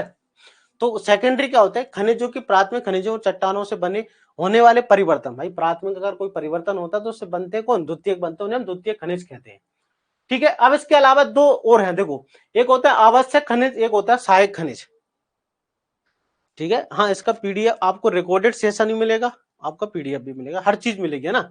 आप इस लेक्चर को जब ये क्लास हो जाएगी उसके 1-1.5 घंटे या 2 घंटे बाद रिकॉर्डेड आपको अवेलेबल हो जाएगा, तो आप आराम से जाके देख सकते हैं, जो हिंदी मीडियम का फोल्डर है उसमें आपको मिल जाएगा, ठीक है। चलिए आगे पढ़े, अगला दूसरा है आवश्यक खनिज, एसेंशियल मिनरल्स क्या होते हैं। आवश्यक खनिज क्या होते हैं, ध्यान से सुनना, आवश्यक खनिज क्या होते हैं, वे खनिज जो चट्टानों के मुख्य घटक होते हैं। तो हमें अगर कहें क्या हम आवश्यक को ही प्राइमरी कह सकते हैं, बिल्कुल सही बात है, आवश्यक कहो प्राइमरी कहो एक ही बात है भाई, जो मुख्य घटक है, ठीक है, जो क्या है मुख्य घटक है, जो क्या होते हैं मुख्य घटक होते हैं, उन्हें हम क्या कहते हैं, आवश्यक कहो, तो बोले सर प्राइमरी भी यही था, बिल्कुल प्राइमरी यही होते हैं, एग्जाम्पल देख लो आप, फेल्सपार है, पायरोक्लीज है, माइका है, वही है। ऐसा सरी भाई जो कम मात्रा में होते हैं, ऐसा सरी का मतलब होता है जो कम मात्रा में होता है। सहायक, सहायक खनिज क्या होते हैं, जो कम मात्रा में उपस्थित होते हैं, क्या होते हैं, कम मात्रा में मौजूद होते हैं, जिनकी उपस्थिति या अनुपस्थिति, देखो ऐसा सरी के होने या ना होने से चट्टानों के गुणों पर कोई प्रभाव नहीं पड़ेगा, इनके होने या नहीं होने से, इनकी उपस्थिति या अनुपस्थिति से चट्टानों के गुणों में नहीं बदलती है, ठीक है। उन्हें हम क्या बोलते हैं, गुण या फिर सहायक खनिज, जैसे टर्मलिन है, मैग्नेटाइट आदि कहा जाता है। बात समझ में आ गई। सहायक क्या है, सहायक खनिज वो होते हैं, ऐसा शरीर है ना, क्या होते हैं, ऐसा शरीर मिनरल्स या सहायक खनिज वो होते हैं जो बहुत कम मात्रा में चट्टान के अंदर उपस्थित होते हैं, इनके होने या ना होने से चट्टान के गुणों में कोई परिवर्तन नहीं होता, उन्हें क्या बोलते हैं, हम सहायक कहते हैं। और आवश्यक क्या होते हैं, आवश्यक एसेंशियल मिनरल, तो ये क्या होते हैं, चट्टानों का मुख्य घटक होते हैं, इनका होना ही जरूरी है। यहां तक क्लियर है सभी को, बताओ। तो आपको मैं दो पढ़ा है कि भैया प्राथमिक और द्वितीयक, अब आपको पढ़ना है उदाहरण। अब आपको उदाहरण, अगर आप ये फॉर्मूले याद ना कर पाओ कोई बात नहीं है ना, 99% फॉर्मूले नहीं आते पेपर में, कम से कम आपको इतना याद करना है, क्या आप उदाहरण याद कर लेना कि प्राथमिक खनिज के उदाहरण को, इतना तो याद कर लोगे, अरे इतना तो याद कर लोगे ना कि भाई प्राथमिक खनिज जो होते हैं ना, प्राथमिक खनिज, प्राथमिक खनिज के उदाहरण क्या है, इतना तो याद कर लोगे ना, ये फॉर्मूले याद मत करना, इतना तो याद कर ही लेना, ये किसके है ना। तो प्राथमिक खनिज में कौन कौन से हैं, क्वार्ट्ज हो गया, कौन सा क्वार्ट्ज है, मस्कोवाइट है, ऑर्थोक्लेज है, बायोटाइट, एल्वाइट, हॉर्नब्लैंडी, एजाइट, ठीक है, ऑर्डेंटाइट, ओलिवाइन, माइका, ये सब क्या है, प्राथमिक है। इतने याद कर लेना आप, नाम नाम याद कर लेना और कुछ याद करना इधर है ना, सूत्र है, स्रोत है, ठीक है ना, कि भाई किससे क्या मिलता है। तो अगर ये याद नहीं कर पाओ कोई बात नहीं, आप इतना तो याद कर ही लेना कि प्राथमिक के उदाहरण क्या है, जैसे क्वार्ट्ज हो गया, फेल्सपार है, मस्कोवाइट है, ऑर्थोक्लेज है, बायोटाइट है, अल्वाइट है, हॉर्नब्लैंडी, एजाइट है ना, ओलिवाइन है, माइका, ये सब किस में आते हैं, प्राथमिक में, ठीक है ना। सेकेंडरी में आएगा फिर वो, है ना। ये सब प्राथमिक के एग्जाम्पल है ना, ये जो है आपको याद करना है, और सेकेंडरी में ये करना है। देखो होते तो हजारों मिनरल है, मेरी बात ध्यान से सुनना, जो इंपोर्टेंट है वो अपने को याद रखना है एग्जाम में, ठीक है ना। अभी अपन बुक्स में देखेंगे, बुक्स में बहुत सारे दिए ढेर, सबको थोड़ी याद करना अपने को, ये प्राथमिक में इनसे बाहर आपके एग्जाम में एक भी नहीं आएगा। मैं आपको अभी बताऊं, देखो पहली प्राथमिकता मेरी आपको ये है, कम समय में आपको जल्दी से जल्दी अच्छा सिलेबस कंटेंट मिल जाए, आपका सिलेक्शन हो जाए, यस और नो। अभी आपको ना साइंटिस्ट बनाने की जरूरत नहीं है, नहीं है ना, साइंटिस्ट बनाने की जरूरत, ईमानदारी से आपको जो एग्जाम ओरिएंटेड है ना कंटेंट है वो प्रोवाइड करना है, जो एग्जाम में ज्यादा आता है वो आपको प्रोवाइड करना जरूरी है। अपन अननेसेसरी चीजें आपको मैं पढ़ाऊंगा, आपका समय खराब होगा, उससे कोई लेना देना नहीं है, सही बता रहा हूं मैं। अगर मैं आपको इतना सारा कंटेंट पढ़ा दूं 3 महीने, उससे आपका समय खराब होगा, आप मेरे इसके बाद मेरे को बोलोगे यार सर आपने क्या पढ़ा दिया। आपको है ना क्या करना है, सिलेक्शन चाहिए, ठीक है ना।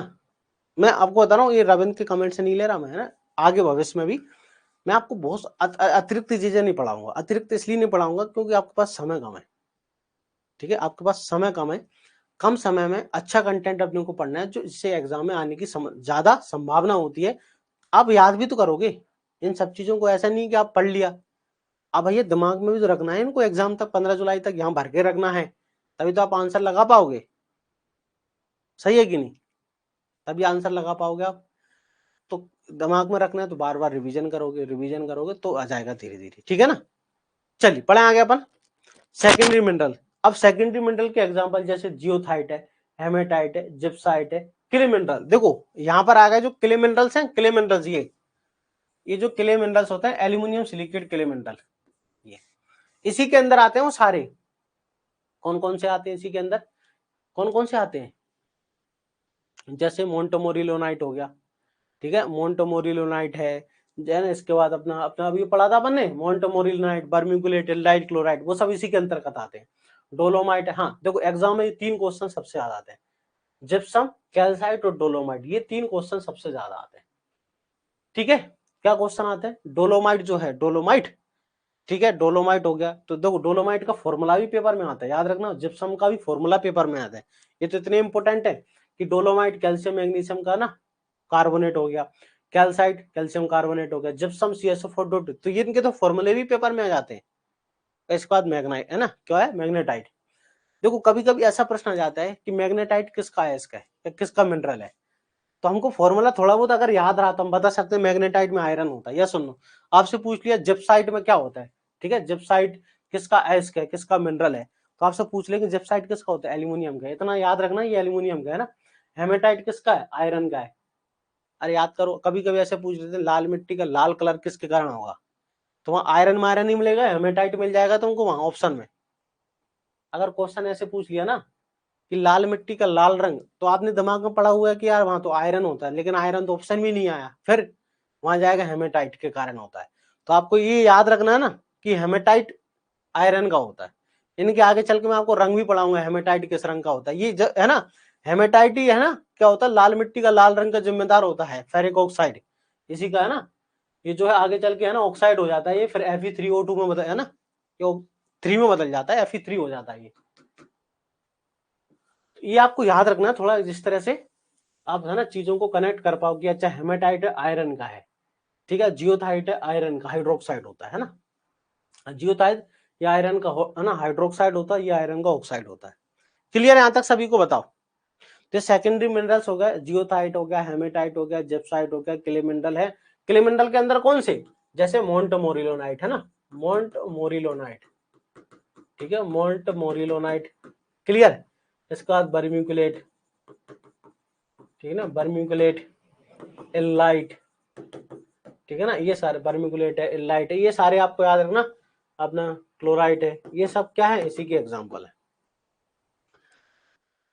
यहां तक क्लियर है सभी को? बताओ, समझ में आ रहा है?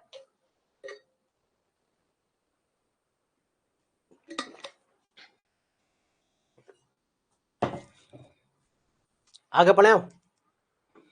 चलिए अब थोड़ा इन क्वार्ट्ज के बारे में पढ़ लेते हैं, एक एक दो दो लाइनें क्वार्ट्ज है, फेल्सपार के बारे में।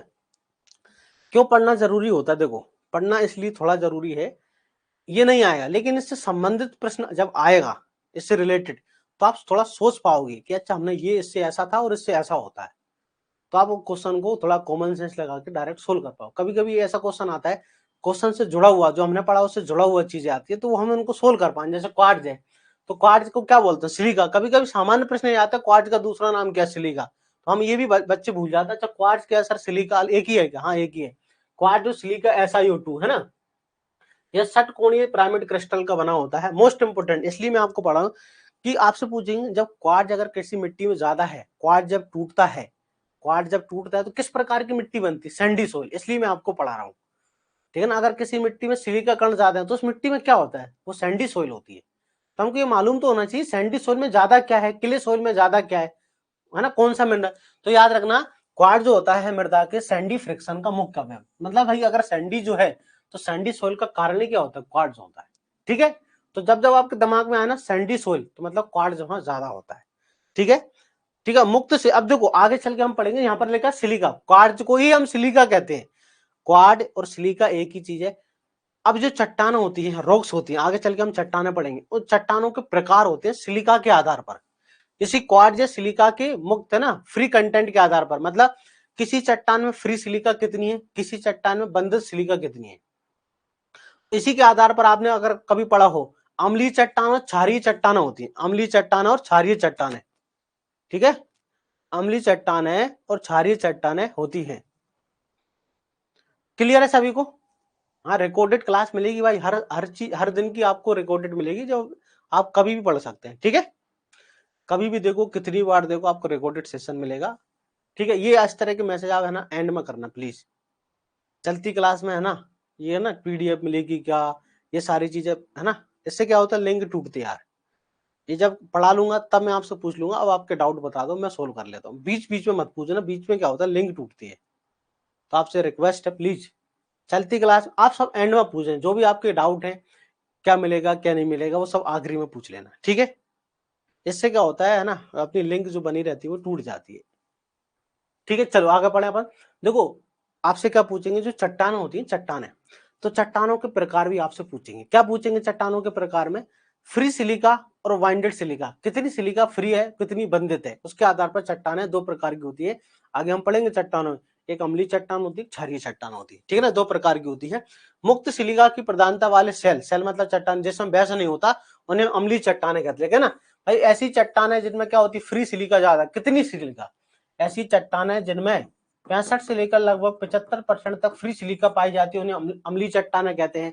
और ऐसी चट्टान है जिसमें सिर्फ 40 से लेकर 45% ही क्या होती है फ्री सिलिका होती है, 40 से लेकर 45 ही, उन्हें क्या बोलते हैं हम क्षारीय चट्टाने कहते हैं, उन्हें क्या बोलते हैं हम क्षारीय चट्टाने कहते हैं, क्या बोलते हैं उन्हें क्षारीय चट्टाने कहते हैं, इन्हें अम्लीय चट्टाने कहते हैं, ठीक है। क्वार्ट्ज कितना होता है, भूपर्पटी का 36%, क्वार्ट्ज कितना होता है 36% होता है, दिखने में कुछ ऐसा होता है, दिखने में कुछ ऐसा होता है, 36% होता है। चलिए अगला है हमारा, अब देखो यहां पर ही लगा ना ग्रेनाइट, ये आपसे एग्जाम में पूछेंगे कि ग्रेनाइट किस प्रकार की चट्टान है, ग्रेनाइट किस प्रकार की चट्टान है, याद रखना अम्लीय रोग है, ग्रेनाइट कैसी है अम्लीय चट्टान है। देखो ग्रेनाइट जो होती है ना, ग्रेनाइट किस प्रकार की है, तो आंसर है अम्लीय चट्टान है। तो ग्रेनाइट में ज्यादा क्या होगा, सिलिका ज्यादा होगी, हाँ है ना भाई, ग्रेनाइट एक अम्लीय चट्टान है। देखो ग्रेनाइट क्या है, तो ग्रेनाइट एक अम्लीय चट्टान है, हाँ है ना, ग्रेनाइट क्या है एक अम्लीय चट्टान है, या सुनो ग्रेनाइट क्या है एक अम्लीय चट्टान है। अब ये जो अम्लीय चट्टान है सुनो ध्यान से, अब इसमें सिलिका ज्यादा होगी, हाँ है ना, क्या होगी सिलिका, भाई अम्लीय चट्टान कोई कभी तभी बन सकती है जब सिलिका ज्यादा हो, बिल्कुल सही बात है। तो देखो ग्रेनाइट क्या एक अम्लीय चट्टान है, तो क्वार्ट्ज क्या होगा ज्यादा होगा, क्वार्ट्ज शुद्ध रूप से मुख्य अंग होगा, या सुनो। तो जो क्षारीय चट्टान होती है, क्षारीय जैसे बेसाल्ट है, तो बेसाल्ट याद रखना कैसी है, बेसाल्ट जो होती है एक क्षारीय चट्टान है, कैसी है क्षारीय, बेसाल्ट एक क्षारीय चट्टान है, क्षारीय मतलब जिसमें सिलिका कम होती है। तो देखो बेसिक रोग जैसे बेसाल्ट एजाइड में मुक्त सिलिका, फ्री सिलिका कम होती है, लेकिन फ्री सिलिका कम होती है, कितनी होती है 40 से लेकर 45% ही होती है सिर्फ, कितनी होती है 40 से लेकर 45% ही होती है। तो इस तरह के एग्जाम में प्रश्न पूछते हैं कि ग्रेनाइट किस प्रकार की रोग है, बेसाल्ट किस प्रकार की चट्टान है, कौन सी अम्लीय है कौन सी क्षारीय है, कितना सिलिका, फ्री सिलिका मतलब जिसमें किसी के साथ जुड़ी ना हो, जिसमें फ्री सिलिका 65 से लेकर लगभग 65% से ज्यादा हो, तो उसे कहते हैं अम्लीय चट्टान है। जिसमें फ्री सिलिका 40% होती है, 40-45 के लगभग, उसे क्या बोलते हैं हम क्षारीय चट्टाने कहते हैं। अब ध्यान से सुनना, मोस्ट इंपोर्टेंट बात क्या, कि जब वर्षा होगी ना वर्षा, तो सामान्य वर्षा के तहत जो अम्लीय चट्टाने होती है ना, अम्लीय चट्टाने एसिड रोग के टूटने से किस प्रकार की मिट्टी बनती है। अब देखो क्वेश्चन कैसे पूछा था, मैं आपको यूपीएससी का प्रीलिम्स का क्वेश्चन बताता हूं, यहां से पूछा था क्या, सामान्य जब वर्षा होती है ना, सामान्य वर्षा, ऐसे ग्रेनाइट है, ग्रेनाइट किस प्रकार की चट्टान है, बोला सर ग्रेनाइट एक अम्लीय चट्टान है, यस ग्रेनाइट कैसी है एक अम्लीय चट्टान है।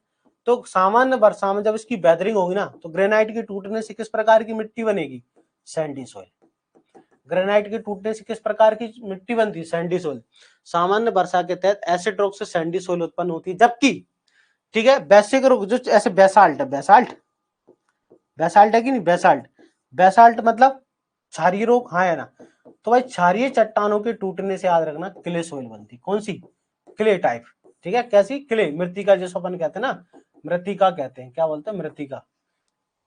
तो एग्जाम में पूछा था कि जो डक्कन ट्रैप एरिया है, डक्कन का पठार, डक्कन के ट्रैप में जो काली मिट्टी है, काली मिट्टी का निर्माण किस चट्टान से होता है, यूपीएससी के अंदर प्रीलिम्स में क्वेश्चन आया था कि डक्कन ट्रैप काली है ना, डक्कन ट्रैप के अंदर जो काली मिट्टी होती है, काली मिट्टी का निर्माण किस चट्टान से होता है? तो काली मिट्टी में आपको पता है क्ले कंटेंट ज्यादा होता है, हाँ या ना?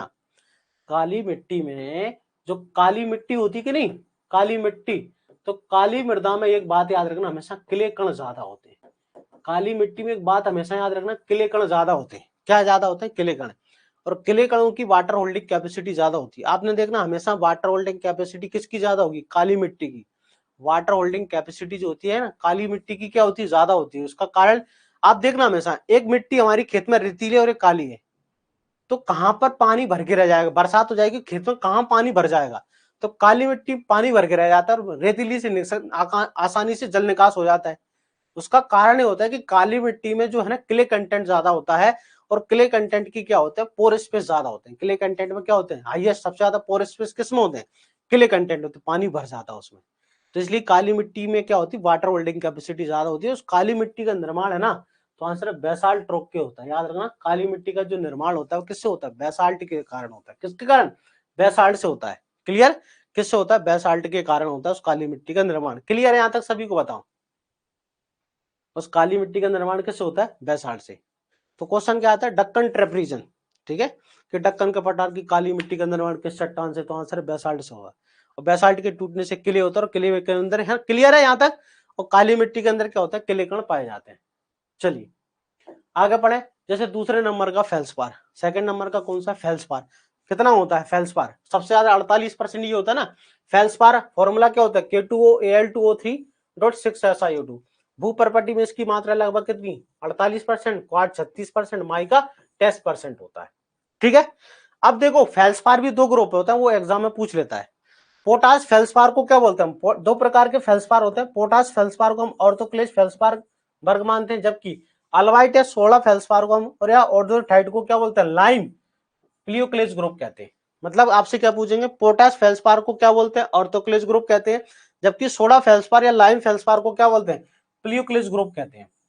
ठीक है, दो याद रखना। अब देखो ध्यान से सुनना, अभी मैंने आपको बताया था अम्लीय चट्टान ग्रेनाइट है ना, एसिड इग्नियस रॉक्स, मतलब ध्यान से सुनेंगे क्या? अम्लीय आग्नेय चट्टान है, ये लिखा है एसिड इग्नियस रॉक्स का मतलब होता है अम्लीय आग्नेय चट्टान है, जैसे ग्रेनाइट। तो ग्रेनाइट का मुख्य अंग जो होता है पोटास फेल्सपार होता है। ठीक है, ग्रेनाइट जो होता है, ग्रेनाइट जो होता है उसका मुख्य अंग क्या होता है? Potash feldspar. ठीक है, जबकि क्षारीय आग्नेय चट्टान है, क्षारीय मतलब बेसाल्ट। देखो ग्रेनाइट और बेसाल्ट दोनों आग्नेय चट्टान है, ये तो आपको थोड़ा बहुत पता होगा। ग्रेनाइट भी किस प्रकार की चट्टान है? आग्नेय चट्टान है, मतलब इग्नियस रॉक। ठीक है, बेसाल्ट भी किस प्रकार की चट्टान है? आग्नेय चट्टान है ना, इग्नियस रॉक है। ग्रेनाइट अम्लीय, बेसाल्ट क्षारीय। तो जो ग्रेनाइट है एसिड अग्नियस चट्टान है, उसमें पोटास फेल्सपार होता है, जबकि क्षारीय अग्नियस चट्टानों में सोडा फेल्सपार होता है, ये वाला ग्रुप ज्यादा होता है। फेल्सपार है ना अब आसानी से होता है, जबकि हाँ अब फेल्सपार क्वार्ट्ज की तुलना में आसानी से टूटता है। भाई क्वार्ट्ज और फेल्सपार में टूटता कौन है? अभी आपको मैंने बताया ऑर्डर, तो कौन सबसे आगे कौन था? क्वार्ट्ज था। तीसरे नंबर पर था फेल्सपार, तो हाँ है ना। तो क्वार्ट्ज और फेल्सपार में आसानी से कौन टूटता है? तो फेल्सपार आसानी से टूटता है ना। अभी मैंने आपको जो पूरा ग्रुप बताया था, देखो ये वाला, ये मैंने आपको थोड़ी देर पहले ही बताया ना कि कौन आसानी से टूटेगा, ये वाला देखो। तो फेल्सपार यहाँ है और क्वार्ट्ज यहाँ है, तो ये आसानी से टूटेगा ना, जो जितना इधर आएगा वो आसानी से टूटेगा। तो फेल्सपार आसानी से टूटता है, किसकी तुलना में? क्वार्ट्ज की तुलना में। ठीक है, चलिए फेल्सपार के टूटने से हमको किस प्रकार के कण मिलेंगे? सैंडी सोल या क्ले? तो क्ले याद रखना, फेल्सपार के हाइड्रोलाइसिस होकर क्या मिलते हैं? क्ले बनता है। और क्वार्ट्ज के टूटने से सैंडी। बस क्या याद रखोगे कि सर क्वार्ट्ज जब भी टूटेगा ना, क्वार्ट्ज, तो क्या होगा? सैंडी। ठीक है ना, क्या होगा? Sandy, yes. और जब फेल्सपार टूटेगा तो याद रखना, फेल्सपार जब टूटेगा या हाइड्रोलाइसिस होता है कि नहीं फेल्सपार के अंदर, फेल्सपार फेल्सपार जब होगा तो क्या होगा? यहाँ पर आपको क्ले कण मिलेंगे। क्लियर है? फेल्सपार से क्या मिलेंगे? क्ले कण मिलते हैं, जबकि क्वार्ट्ज से क्या मिलते हैं? सैंडी कण मिलते हैं। यहां तक क्लियर है सभी को? बताओ किसी प्रकार का कोई डाउट? चलिए आगे बढ़ते हो। तीसरा माइका, तीसरा कौन है? 10%। अब माइका के दो प्रश्न बनते हैं, एक होता है मैग्नीशियम माइका, एक पोटास माइका। एक को हम मस्कोवाइट माइका कहते हैं, एक को बायोटाइप माइका कहते हैं ना। अब माइका देखो, पोटास माइका कैसा होता है? सफेद। याद रखना हमेशा, पोटास माइका कैसा होता है? सफेद होता है, साफ होता है, पारदर्शी होता है। पोटास माइका सफेद, साफ, पारदर्शी होता है, जिसको मस्कोवाइट माइका कहते हैं। तो एग्जाम में आपसे क्या पूछेंगे कि मस्कोवाइट माइका किसे कहते हैं, उसका रंग कैसा होता है? तो मस्कोवाइट माइका कैसा होता है? मस्कोवाइट माइका जो होता है सफेद होता है, पारदर्शी होता है, पोटास होता है ना।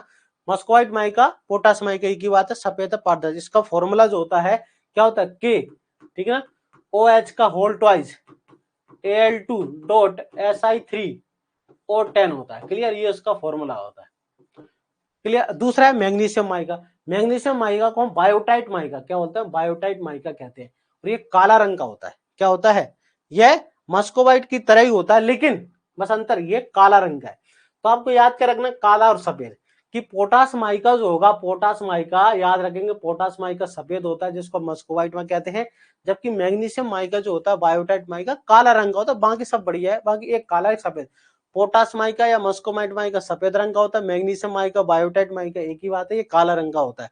इसका फॉर्मूला क्या होता है? इसका फॉर्मूला लेगा ना KMgFe का होल्ड, है ना। बाकी यही लेगा, देखो OH फिर आ गया, ये AlSi3.O10, यहां पर भी 3 आएगा ये। क्लियर? बताओ यहां तक क्लियर है? फेल्सपार, देखो फेल्सपार जो होता है ना, फेल्सपार में 2 ग्रुप होते हैं। एक होता है, एक बार बता देते हैं, फेल्सपार जो होगा ये, फेल्सपार ये तो हो गया 48%। फेल्सपार में 2 ग्रुप होते हैं। एक ऑर्थोक्लेज ग्रुप होता है, पोटास फेल्सपार, जिसमें पोटेशियम ज्यादा हो तो पोटास, तो उसे हम ऑर्थोक्लेज ग्रुप कहते हैं, जिसमें पोटेशियम ज्यादा होता है। और एक दूसरा होता है जिसको हम अल्वाइट या सोडा या लाइम फेल्सपार कहते हैं, जिसमें कैल्शियम ज्यादा होता है। लाइम मतलब कैल्शियम, उसको हम प्लियूक्लेज ग्रुप कहते हैं। तो फेल्सपार के 2 रूप हैं। एक फेल्सपार कौन सा हो गया हमारा? ऑर्थोक्लेज ग्रुप। एक हो गया हमारा कौन सा? प्लियूक्लेज ग्रुप। तो जो एसिड इग्नियस रॉक्स होती है उसमें पोटास फेल्सपार ज्यादा होता है, और क्षारीय होती है उसमें सोडा फेल्सपार ज्यादा होता है। और फेल्सपार के टूटने से हमको क्या मिलता है? हाइड्रोक्लेज, है ना, क्ले कंटेंट मिलता है। चलिए यहां तक क्लियर है सभी को? बताओ यहां तक क्लियर है सभी को? बताएं। अब ध्यान सुनो, व्हाइट माइका की अपेक्षा ब्लैक माइका अपक्षरण के प्रति कम प्रतिरोधी है, और माइका फेल्सपार अन्य सिलिकेट की अपेक्षा अपर्दन के प्रति होता है। मतलब ध्यान से सुनना, अगर मैं आपसे ये पूछ लेता हूं कि ब्लैक और व्हाइट माइका में आसानी से कौन टूटेगा, बताओ। इन दोनों में ब्लैक माइका और व्हाइट माइका की, है ना, देखो व्हाइट माइका की अपेक्षा ब्लैक माइका अपर्दन के प्रति कम प्रतिरोधी है, तो आसानी से टूटेगा। जो जितना कम प्रतिरोधी होता है वो उतनी आसानी से टूटता है। बात समझ में आ रही है? जो जितना कम प्रतिरोधी होता है उतनी आसानी से टूटता है। तो व्हाइट माइका ज्यादा रेजिस्टेंट हुआ, हाँ या ना?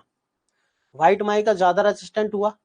अगर अपन ने जो माइका वाला क्रम लिखा था, अगर ये माइका वाला जो क्रम लिखा था ना यहाँ पर टूटने का क्रम, तो ये टूटने का क्रम अपन ने लिखा था, अगर मैं ऐसे लिख दूं यहाँ पर कि सर माइका जो लिखा था ना, माइका, अगर मैं माइका को ऐसे लिख दूं तो इसमें आगे मैं व्हाइट लिख दूं, पीछे ब्लैक लिख दूं, चल जाएगा? अरे ऐसे लिख दूं तो, है ना, मस्को व्हाइट, वैसे मस्को व्हाइट ही लिखा था, माइका आगे वाला व्हाइट ही लिखा था, इसको अपन माइका लिख देते हैं ना, मस्को व्हाइट की जगह इसको माइका लिख दो। देखो एक ही बात है, हाँ। अरे वाली बात समझ में आ गई मैं क्या कहना चाह रहा हूँ? देखो माइका फेल्सपार से तो ज्यादा, अब माइका ही 2 हैं, तो दोनों में पहले कौन टूटेगा बाद में कौन? तो ज्यादा रेजिस्टेंट व्हाइट होता है, मस्को व्हाइट माइका ज्यादा रेजिस्टेंट होता है एज कम्पेयर टू ब्लैक। तो जो बायोटाइट माइका जो होता है, इन दोनों की बात कर रहा हूं मैं, सिर्फ माइका माइका की, तो व्हाइट माइका ब्लैक माइका में ज्यादा रेजिस्टेंट व्हाइट होता है, ब्लैक कम होता है। लेकिन ऐसा नहीं कि ब्लैक कम है तो फेल्सपार से भी नहीं, ब्लैक तो फेल्सपार से ज्यादा होगा भाई। ठीक है, यहां तक क्लियर है सभी को? बताएं,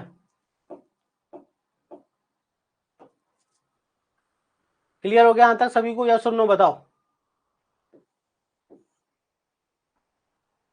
लगा ना? देखो, तो माइका जो होता है फेल्सपार और अन्य सिलिकेट की अपेक्षा अधिक प्रतिरोधी होता है, ये अपन ने पढ़ ही लिया। चलिए अब हम बात करते हैं ओलिवाइन। ओलिवाइन भी एग्जाम में पूछते हैं, ओलिवाइन, है ना, टर्मेलिन। ओलिवाइन क्या होता है? फेरोमैग्नीशियम सिलिकेट। देखो ओलिवाइन जो होता है it is the ferromagnesium silicate, magnesium iron magnesium का, है ना, और ऐसा ही। ओलिवाइन के 2 हाइड्रेटेड ग्रुप होते हैं, जैसे टाल्क एंड सरपेंटाइन। ठीक है, सरपेंटाइन होता है, सरपेंटाइन मैग्नीशियम का एक हाइड्रेटेड सिलिकेट है, याद रखना। सरपेंटाइन में क्या होता है? मैग्नीशियम, बस इतना सा याद रखना है। और इसका नाम ओलिवाइन जो होता है फेरो, अभी हम पढ़ेंगे ओलिवाइन बहुत चीजों का सोर्स होता है, जैसे मोलिब्डेनम का है, जिंक का है, कैल्शियम का, बहुत चीजों का सोर्स होता है, एग्जाम में पूछा जाता है ओलिवाइन किसका स्रोत है। स्रोत एग्जाम में पूछे जाते हैं। फिर ये आपसे पूछेंगे बोरोन का स्रोत क्या होता है, आपने पढ़ा भी होगा बोरोन का स्रोत क्या होता है। टर्मेलिन जो होता है, कौन सा? टर्मेलिन जो होता है बोरो एल्यूमिना सिलिकेट। टर्मेलिन जो है क्या है? बोरो एल्यूमिना सिलिकेट होता है। टर्मेलिन क्या होता है? बोरोन और एल्यूमिनियम का सिलिकेट होता है। टर्मलिन क्या है? बोरोन और एल्यूमिनियम का सिलिकेट होता है, ठीक है, बोरो एल्यूमिनियम सिलिकेट है। देखो पेपर में आपसे क्या पूछेंगे, ये स्रोत, ठीक है, ये इंपोर्टेंट स्रोत लिखे, इसके अलावा यहाँ भी लिखे, देखो ये आपको पढ़ना है। क्या आपसे पूछेंगे कि भाई कार्बन का स्रोत क्या होता है, मिट्टी के अंदर जो कार्बन है, नाइट्रोजन है, इनका स्रोत क्या होता है, ये आपसे एग्जाम में पूछने जाना 100% कि नाइट्रोजन का स्रोत क्या है। नाइट्रोजन का स्रोत ऑर्गेनिक मैटर होता है।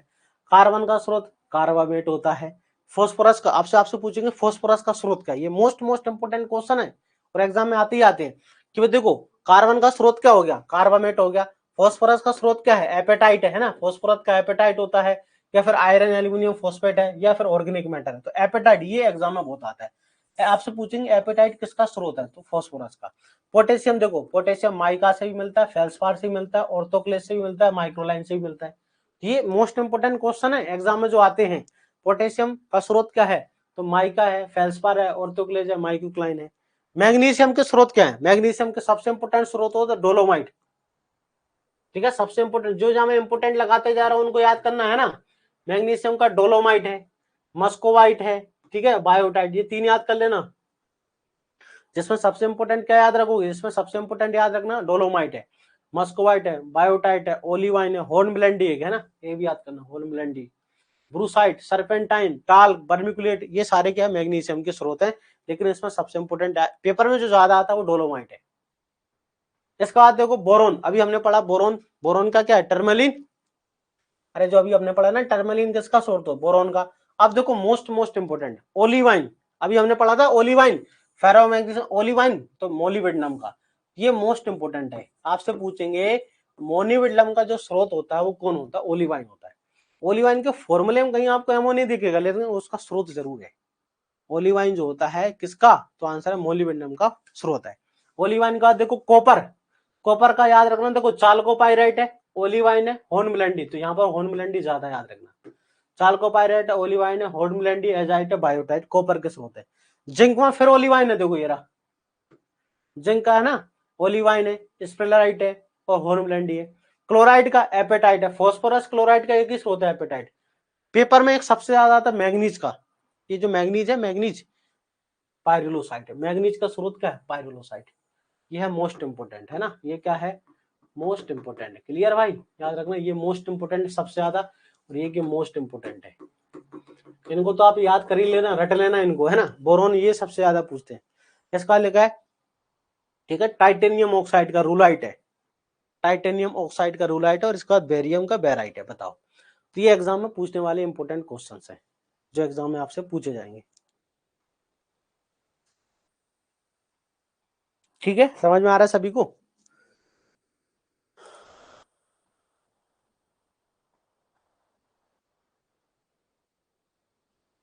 क्या आप सभी को अच्छे से समझ में आ रहा है?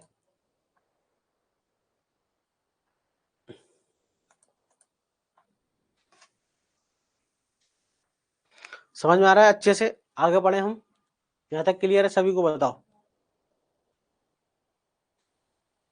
यहाँ तक क्लियर है, आगे बढ़े। ओके, अब हम बात करेंगे चट्टानों की, किसकी, रॉक्स की, है ना। तो अब देखो अभी अपन ने क्या पढ़ा, मिनरल्स पढ़ा है ना, ये इतनी देर से मिनरल ही चल रहे थे, इतनी देर से क्या चल रहा था, मिनरल्स। अब इससे बाहर किसी एग्जाम में नहीं आएगा आपका, इतना पढ़ा दिया, अब आरयू के एग्जाम में इससे बाहर नहीं आएगा। ठीक है, चलिए, मजा आ रहा पढ़ने में, अच्छा लग रहा पढ़ना, किसी को ऐसे इंग्लिश में, है ना, इंग्लिश की टर्म आने पे दिक्कत तो नहीं हो रही। बोरोन का बताया ना, यही तो बताया, बोरोन, ये दोस्त बोरोन का ही तो बताया, ये लगा बोरोन, अरे ये बोरोन ही तो है, टर्मालिन बोरोन का स्रोत होता है, यही तो बताया। स्टूडेंट, भाई तुम्हारा जो भी नाम है तुमने स्टूडेंट नाम से लिख रखा है, ये दिख रहा है ना, बोरोन का ही स्रोत है ये, tourmaline is the source of boron. क्या मेरी आवाज जा रही है तुम्हारे तक, तुम्हारा डाउट क्लियर हो गया। ये टाइटेनियम भाई धातु है, टाइटेनियम क्या है, धातु है। अब कल को पूछे प्लेटिनम धातु होती है, ओके। अच्छा बी, ये क्या है, ये बेरिलियम, अच्छा ये पूछ रहे हो क्या? ये बोरोन नहीं, ये भाई बेरिलियम है ना, ये जो है बेरिलियम, ना कि बोरोन, है ना। आखिरी वाला जो है बेरिलियम है। जब आप आवर्त सारणी का भी पढ़ते हो ना, आवर्त सारणी सेकंड नंबर का ग्रुप पढ़ना, कन्या मांग है, बेटा मांग है, कन्या सुंदर बाप रोए। आपने कभी जो पढ़ा होगा आवर्त सारणी पढ़ी होगी ना आपने कभी, हाँ है ना, कभी ना कभी आवर्त सारणी पढ़ी होगी। तो आवर्त सारणी में सेकंड नंबर का यहाँ से कन्या मांग है, नहीं सॉरी, बेटा मांग है, कन्या सुंदर, यहाँ से ऐसा है ना, ये वाली सेकंड नंबर की है। मेरे को बी से याद आ रहा है पहला ना, बेटा मांग है, कन्या सुंदर, ऐसे करके है सेकंड नंबर का ग्रुप है ना, जिसमें कैल्शियम वगैरह आते हैं। आवर्त सारणी में सबसे नीचे आते हैं टाइटेनियम, बेरिलियम। इधर देखना कभी आप, है ना, आवर्त सारणी अगर देखो तो इस तरफ आपको दिख जाएंगे, ठीक है। वैसे केमिस्ट्री मेरा सब्जेक्ट नहीं है, फिर भी मेरे को याद है केमिस्ट्री में ये सब चीजें आती हैं, ठीक है। चलिए, हाँ बेटा मांगा, कार स्कूटर चल जाएगा। कार से ज्यादा कन्या, कार से जरूरी है कन्या, कार तो खरीद लेगा, कन्या सुंदर जरूरी है कि नहीं। सिर्फ है ना ये सिर्फ इसको लेके है ना, ये किसी के ना तो लड़कियों को, है ना, किसी को बुरा नहीं मानना चाहिए। मैं सिर्फ पढ़ाने के लिए बात कर रहा हूँ, मजाक के लिए, है ना। यहाँ पर किसी की जो है महिलाओं के प्रति कोई प्रकार की टिप्पणी नहीं की जा रही है ना, नहीं आप बुरा मान लें, इसमें पहले ही बता दो, ठीक है।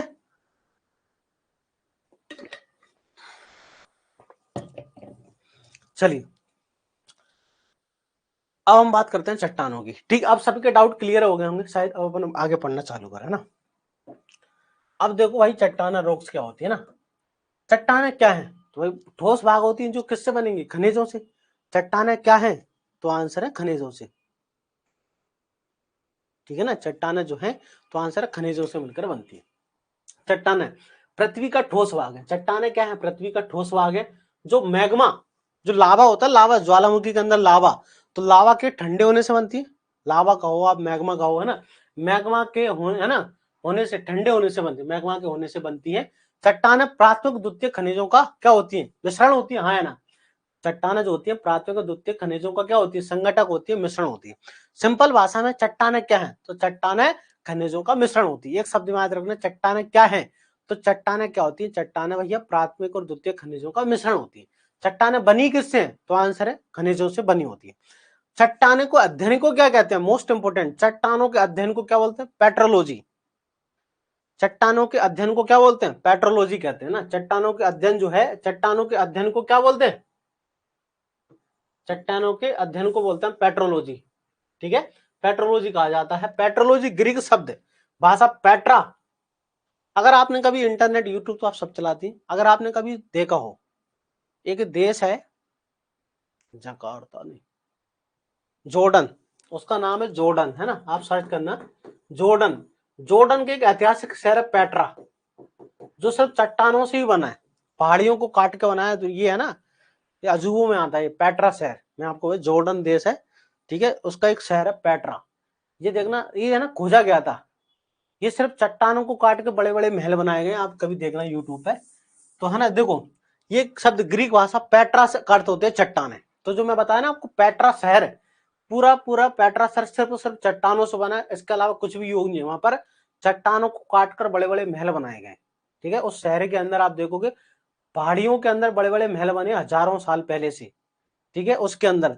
तो पेट्रा का अर्थ होता है चट्टान है, तथा लोगस का अर्थ मत होता अध्ययन करना, ठीक है। तो याद रखना, क्या याद रखेंगे आप, कि चट्टानों का अर्थ क्या होता है, पेट्रोलॉजी। चट्टानों का अर्थ क्या है, मतलब चट्टानों का अध्ययन करना, पेट्रोलॉजी। चट्टानों का अध्ययन करना क्या है, पेट्रोलॉजी, ठीक है। पेट्रोलॉजी किससे संबंधित है, तो आंसर चट्टानों के वर्णन से संबंधित है। पेट्रोजेनोसिस, ठीक है, पेट्रोजेनोसिस का मतलब, सॉरी, पेट्रोजेनेसिस क्या है, पेट्रोजेनेसिस का मतलब याद रखना किससे, पेट्रोजेनोसिस है क्या, उत्पत्ति का संबंध। हम चट्टानों की उत्पत्ति कैसे होती है, पेट्रोलॉजी है ना, पेट्रोजेनोसिस में क्या पढ़ते हैं, कि चट्टानों की उत्पत्ति कैसे हुई है। देखो, चट्टानों का अध्ययन करना, चट्टानों का अध्ययन करना तो होगा पेट्रोलॉजी। अब चट्टानों की उत्पत्ति कैसे हुई है, उसे हम पढ़ते हैं पेट्रोजेनेसिस, पेट्रोजेनेसिस, ठीक है ना। पेट्रोजेनेसिस, पेट्रोजेनेसिस का मतलब क्या हो गया, कि चट्टानों की उत्पत्ति, ठीक है, चट्टानों की उत्पत्ति का अध्ययन करना, पेट्रोजेनेसिस। पेट्रोग्राफी होता है, ठीक है, विवरण देना, ठीक है, जो वर्णन एक्चुअली है ना, विवरण देना जो होता है, पेट्रोग्राफी होती है वो, पेट्रोग्राफी विवरण से संबंधित है ना, पूरा जो विवरण होता है ना, विवरण, वो पेट्रोग्राफी होती है। ये तीन शब्द हैं। देखो, पेट्रोलॉजी का मतलब है भैया चट्टानों का अध्ययन करना, पेट्रोजेनोसिस का मतलब है उत्पत्ति कैसी हुई, पेट्रोग्राफी का मतलब होता है ना विवरण कैसे थे। ये तीन शब्द आपको याद रखना है, ठीक है।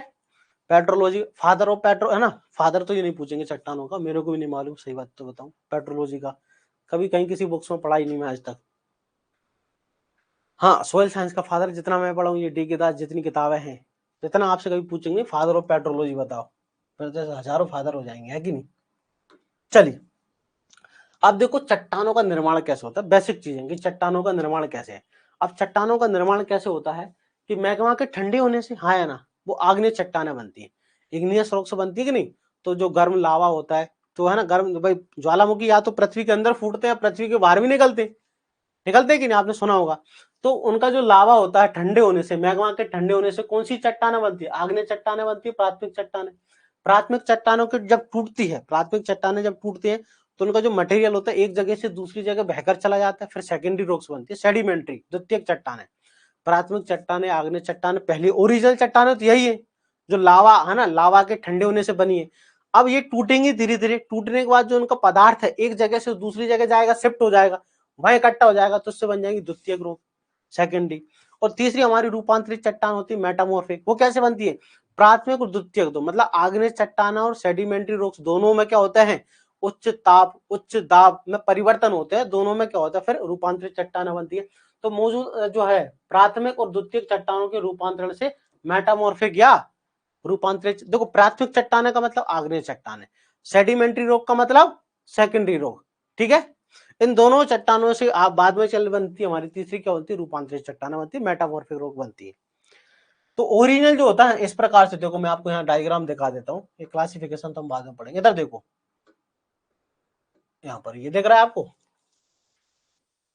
ये आग्नेय चट्टानों से संबंधित एक डायग्राम, आपको यहाँ पर कुछ लावा निकलते दिख रहा होगा, है ना। ये लावा दिख रहा है, ये वाला, ये आप दिख रहे हैं ना, ये इसमें लावा देखो पृथ्वी के अंदर ही ठंडा हो रहा है, ये पृथ्वी के अंदर की सतह है, ये पृथ्वी के बाहर है, ये पृथ्वी के बाहर है और ये पृथ्वी के अंदर है। तो लावा देखो, ज्वालामुखी फटा, ज्वालामुखी फटने से लावा पृथ्वी के अगर अंदर ठंडा हो रहा है अंदर, तो बनती है हमारी प्लूटोनिक, है ना, आग्नेय चट्टान है। आपने सुना होगा प्लूटोनिक, यानी क्या बोलते हैं, इंट्रूसिव रॉक कहते हैं। देख रहे हैं, देखो ऐसे लावा जो होगा, तो लावा फूटा, उससे जो मैग्मा तरल पदार्थ निकला, ज्वालामुखी के फटने से जो तरल पदार्थ निकलता है, गर्म होट, लावा या मैग्मा कहते हैं। अब मैग्मा ठंडा कहाँ होता है, पृथ्वी की सतह पर ठंडा होगा या पृथ्वी की सतह के नीचे ठंडा होगा।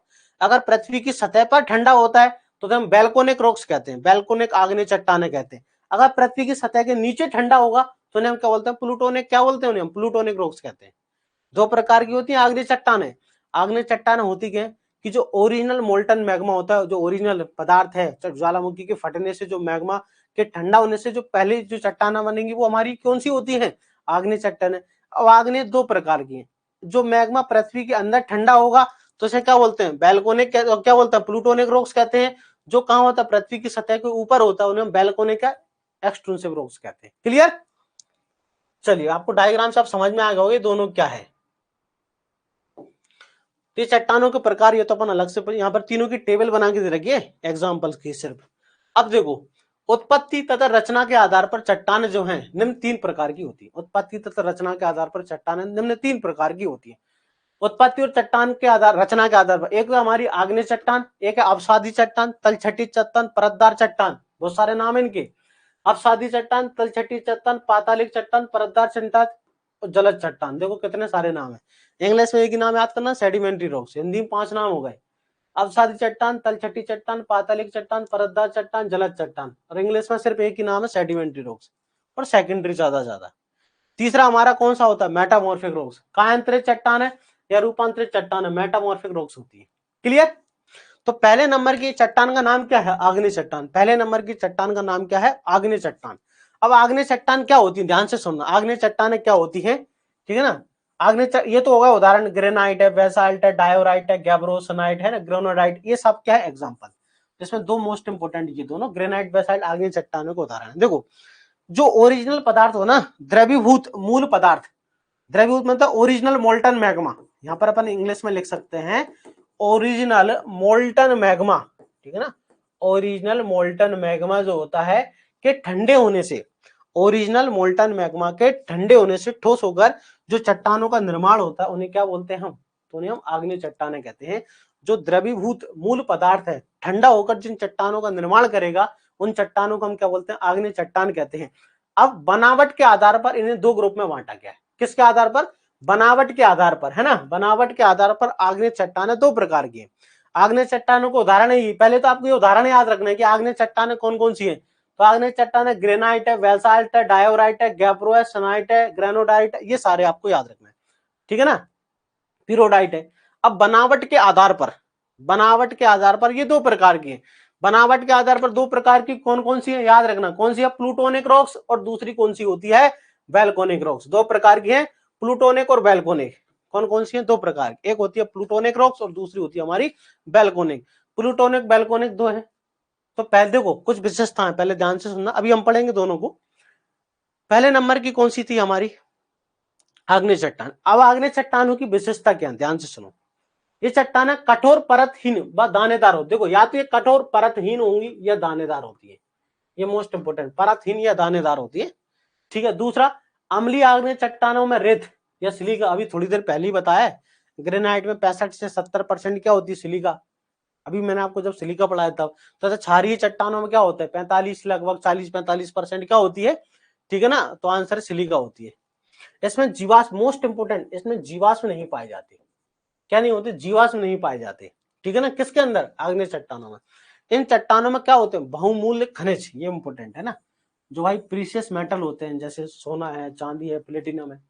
बहुमूल्य खनिज तो यही है ना जिनकी कीमत है, कीमत किसकी ज्यादा है, तो आंसर सोने की है, चांदी की है, प्लेटिनम की है, इनकी कीमत ज्यादा है। तो इन चट्टानों से बहुमूल्य खनिज की प्राप्ति, तो ये कहां से मिलते हैं, सोने चांदी सब मिट्टी से निकलते हैं, खनिज ही तो है। इन चट्टानों से बहुमूल्य खनिज की प्राप्ति होती है। अब दो प्रकार की है भैया, प्लूटोनिक और वैल्कोनिक। देखो प्लूटोनिक और वैल्कोनिक, तो मैंने आपको डायग्राम दिखाया ये है ना। अब देखो प्लूटोनिक चट्टानें क्या होती है। यह चट्टानें मूलतः पृथ्वी के अंदर, मैंने आपको बताया कि जब ओरिजिनल मोल्टन मैग्मा ठंडा, जब जो मैग्मा होता है पृथ्वी की सतह के नीचे ही ठंडा होता है, उनसे जो चट्टानें बनती है उन्हें हम क्या बोलते हैं, प्लूटोनिक या इंट्रूसिव रॉक कहते हैं, ठीक है, अंतर वही चट्टान है। देखो यह चट्टान मूलतः पृथ्वी के अंदर लगा है, धरातल के नीचे, पृथ्वी के अंदर या धरातल के नीचे मैग्मा के ठोस होने से, मैग्मा के ठोस होने से बनता है। अब जब पृथ्वी में कभी हलचल होती है ना, तो चट्टान ऊपर आ जाती है। भूगर्भीय काल, प्रीजूलॉजिकल पीरियड में पृथ्वी में हलचल के उपरांत धरातल पर आ जाता है। पृथ्वी के अंदर मैग्मा के ठंडा होने की प्रक्रिया वो धीमी होती है। भाई पृथ्वी के नीचे ठंडा हो रहा है ना, तो ये प्रक्रिया बहुत धीमी है। तो ये चट्टान है, मोस्ट इंपोर्टेंट जो एग्जाम में आएगा, ये जो चट्टान होती है क्रिस्टलाइन प्रकृति की होती है, क्रिस्टल से बनाती है ना, क्रिस्टलाइन का निर्माण करती है। तो ठंडा होने की प्रक्रिया बहुत धीमी होने से क्या होता है, बड़े बड़े क्रिस्टलों का निर्माण होता है। तो आपसे पूछेंगे किस प्रकार की होती है, ये जो इंपोर्टेंट है, ये जो होती है क्रिस्टलाइन नेचर की होती है, कणों के आकार की, बड़े बड़े क्रिस्टलों का निर्माण करती है। अब एग्जाम्पल देखो, अभी हमने सबसे पहले एग्जाम्पल कॉमन पढ़ लिए थे सारे एक साथ के, अग्नि चट। अब यहाँ पर प्लूटोनिक इग्नियस रॉक्स के एग्जाम्पल देखो, पेपर में ऐसे आ सकता है, प्लूटोनिक के रोग एग्जाम्पल बताओ, प्लूटोनिक आग्नेय चट्टानों के एग्जाम्पल। अब प्लूटोनिक आग्नेय चट्टानें कौन कौन सी, जैसे डायोराइट है, इसमें मोस्ट इंपोर्टेंट याद रखना ग्रेनाइट बस, ठीक है, ग्रेनाइट है, सेनाइट है ना, और गैब्रो है। डायोराइट, ग्रेनाइट, सेनाइट, गैब्रो प्लूटोनिक रोग के उदाहरण है। ये कोर्स ग्रेनाइट के बड़े रोगड़े दाने के समान होते हैं, बड़े बड़े है ना, पत्थर जैसे। इंट्रूसिव कहते हैं, इंट्रूसिव ज्यादा मात्रा में धरातल के नीचे रहता है, तब उसे हम क्या बोलते हैं, हाँ देखो इसे क्या बोलते हैं, प्लूटोनिक का ही दूसरा नाम क्या है, इंट्रूसिव है। क्या लिखा है यहाँ पर, जब इंट्रूसिव रोग ज्यादा मात्रा में धरातल के नीचे रहता है तब इसे क्या बोलते हैं हम, बैथोलिथ्स कहते हैं। ये भी याद रखना, ये इंपोर्टेंट है। मतलब जो चट्टानें जब पृथ्वी के नीचे ज्यादा रहती है तब इन्हें क्या बोलते हैं, बैथोलिथ्स कहते हैं।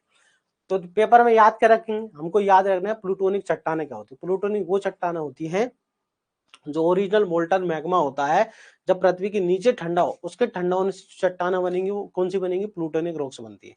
एग्जाम्पल ग्रेनाइट हो गया, ठीक है। दूसरे नंबर का हमारा वैल्कोनिक रॉक, जब मैग्मा पृथ्वी के ऊपर ठंडा होकर बनता है, ठीक है।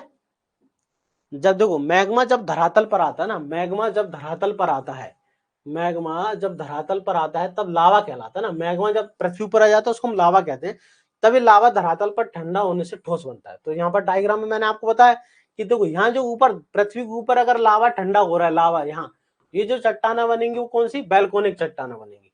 ठीक है, तो लावा पृथ्वी की सतह पर ठंडा होने के कारण तेजी से होता है, यहाँ पर ठंडा वो तेजी से होगा, ये पृथ्वी की सतह पर तेजी से होता है, पृथ्वी के नीचे जो होता है वो धीमी प्रक्रिया है। तो ठंडा तेजी से होने के कारण परिणाम स्वरूप ये कांच की तरह होती है, ये जो चट्टान होती है ना वैल्कोनिक रॉक्स, ये कांच की तरह ग्लासी नेचर की दिखेंगे आप। और जबकि वो कैसी होती है, क्रिस्टलाइन। ठीक है भाई, ये हमको याद रखना है कि प्लूटोनिक रॉक क्रिस्टलाइन नेचर की होती है, जबकि वैल्कोनिक रॉक हमारी ग्लासी नेचर की होती है, ग्लास जैसी दिखती है। जबकि ये सेल जो कांच की तरह ग्लासी नेचर की दिखती है। फाइन ग्रेनाइट या अल्फा है ना, अल्फिनेटिक क्या कहलाता है, स्ट्रक्चर कहलाता है। यह सिंपल आपको याद रखना है, ग्लासी नेचर की हमको दिखती है। क्लियर है। और क्या कहते हैं, इन्हें एक्सट्रिंसिक भी कहेंगे, भाई पृथ्वी की सतह पर बनती है। उदाहरण देखो, एंडेसाइट, ट्रेसाइट और बेसाल्ट। तो बेसाल्ट याद रखें, बेसाल्ट किस प्रकार की चट्टान है, तो वैल्कोनिक। बेसाल्ट किस प्रकार की चट्टान है, वैल्कोनिक चट्टान है। बेसाल्ट जो है वैल्कोनिक रॉक्स है, फाइन टेक्सचर सोइल होती है। भारत के दक्कन लिखा है, भारत के दक्कन पठारी क्षेत्र में कौन सी अधिक होती है, बेसाल्ट। तो दक्कन पठारी क्षेत्र में जो काली मिट्टी का निर्माण होता है, काली मिट्टी, तो काली मिट्टी का कारण क्या है, काली मिट्टी का कारण यही होता है ना, बेसाल्ट होती है। यदि चट्टानों में देखो दो इंपोर्टेंट, यदि चट्टानों में ऊर्ध्वाधर दरारें बने, ठीक है, अगर चट्टानों में ऊर्ध्वाधर दरारें बने तो उन्हें डाइक कहा गया जाता है, और क्षैतिज दरारें बने तो उन्हें सिल्स कहा जाता है। यदि चट्टानों में ऊर्ध्वाधर दरारें बने इन्हें डाइक कहा जाता है, और क्षैतिज दरारें बने उन्हें सिल्स कहा जाता है। सिलिका की उपस्थिति के आधार पर ये दो प्रकार की होती है आग्नेय चट्टान है। ये देखो सिलिका के आधार पर, सिलिका के आधार पर दो प्रकार की आग्नेय चट्टान है, कौन कौन सी, अम्लीय आग्नेय चट्टान और क्षारीय आग्नेय चट्टान है। ठीक है, ये सिलिको नहीं, ये देखो इसको मैं बाद में पढ़ाऊंगा। ये सिलिका की मात्रा के आधार पर आग्नेय ही सारी चट्टानों का वर्गीकरण है।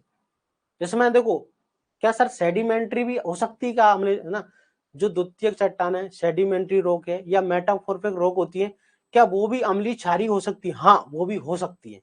ये जो वर्गीकरण लिखा है ना, किसका लिखा है, देखो classification of rocks on the basis of silica content. इसमें आग्नेय नहीं, तीनों का ही वर्गीकरण है। सिलिका के आधार पर तीनों प्रकार की चट्टानों का वर्गीकरण लगाए। ठीक है, सिलिका के आधार पर इसमें आग्नेय भी आएंगी, इसमें सेडिमेंट्री भी आएंगी, और इसमें मेटामॉर्फिक आएंगी। जैसे आप देख सकते हो सैंडस्टोन, अरे यहाँ पर लिखा है सैंडस्टोन, ये तो सैंडस्टोन कौन सी चट्टान है, सैंडस्टोन। मैं आपको सिर्फ उदाहरण बता रहा हूँ, सर ये तो सेडिमेंट्री रॉक है, हाँ तो इसको अपन बाद में पढ़ेंगे। जब अपन क्या पढ़ लेंगे, तीनों प्रकार की चट्टाना पढ़ लेंगे ना, तब इस क्लासिफिकेशन को पढ़ेंगे, तब आपके नाम पता चलेंगे नीच क्या है। मेरी बात समझ में आ रही है। अम्लीय क्षारीय काली आग्नेय ही चट्टानें नहीं होती, अम्लीय क्षारीय आग्नेय ही चट्टानें नहीं होती, इसके अलावा सेडिमेंट्री रॉक भी अम्लीय क्षारीय हो सकती है, और मेटामॉर्फिक रॉक भी अम्लीय क्षारीय हो सकती है। इसके उदाहरण यहाँ पर लिखे हुए हैं। क्या मेरी बात समझ में आ गई, आप सभी को बताओ। तो ये जो है कल यहाँ से अपन आगे कंटिन्यू करेंगे। तो आप ये बताओ, आज जो मैंने पढ़ाया पहला दिन आपको समझ में आया, कैसा लगा। इसकी जो क्लास है आपको है ना लगभग 2 घंटे बाद रिकॉर्डेड आपके फोल्डर पे मिल जाएगी। इसकी पीडीएफ जो पढ़ा है आपको मिल जाएगी। पीडीएफ का भैया प्रिंट नहीं निकलता, पीडीएफ व्हाट्सएप पे सेंड नहीं करते है ना, ये इतनी मेहनत है, इसको व्हाट्सएप पे सेंड नहीं करते। अब आपके डाउट है जो भी आप कुछ पूछिए। देखो मैं जब मैं पढ़ाता हूँ ना, मैं आपको कभी कोई फालतू बात नहीं करूंगा मैं आपसे, ठीक है ना, कि किस किताब में क्या लिखा है, दूसरा कौन कोचिंग वाला क्या पढ़ा रहा है, इससे मेरे को कोई लेना देना नहीं है। पूरे भारत में कौन क्या पढ़ा रहा है इससे मेरे को कोई लेना देना नहीं है ना। मैं जो पढ़ा रहा हूँ आप मेरे पे विश्वास किए, तो बस आपका जो विश्वास नहीं टूटेगा, इतना अच्छा कंटेंट आपको मिलेगा जो आपके सिलेक्शन 100% कराएगा, अगर आप ईमानदारी से पढ़ते हैं तब। अब आपकी जिम्मेदारी है कि आपको अच्छे से पढ़ना है। हाँ सोयल साइंस का अलग फोल्डर मिलेगा ना, मिक्स नहीं। देखो आपके जो फोल्डर बने ना हिंदी मीडियम, तो उसमें पहला फोल्डर बना प्लांट फिजियोलॉजी का पहले, अब अगला फोल्डर बनेगा सोयल साइंस का, अगला फोल्डर सोयल साइंस का पहली क्लास। हाँ नोट्स जल्दी करवा देंगे। देखो मैं आपको ये क्लास आपको रिकॉर्डेड लगभग 2 घंटे बाद मिल जाएगी, आपको क्लास रिकॉर्डेड मिलेगी, उसी की जो पढ़ाई इसी की पीडीएफ भी मिलेगी। मैं आपसे पूछ रहा हूँ आपको मेरा पढ़ाया वो समझ में आया, नोट्स जल्दी से जल्दी बन जाएंगे आपको, अगर आप पीडीएफ में ना हार्ड कॉपी में 20 अप्रैल तक आपको मैं प्रोवाइड कर दूंगा।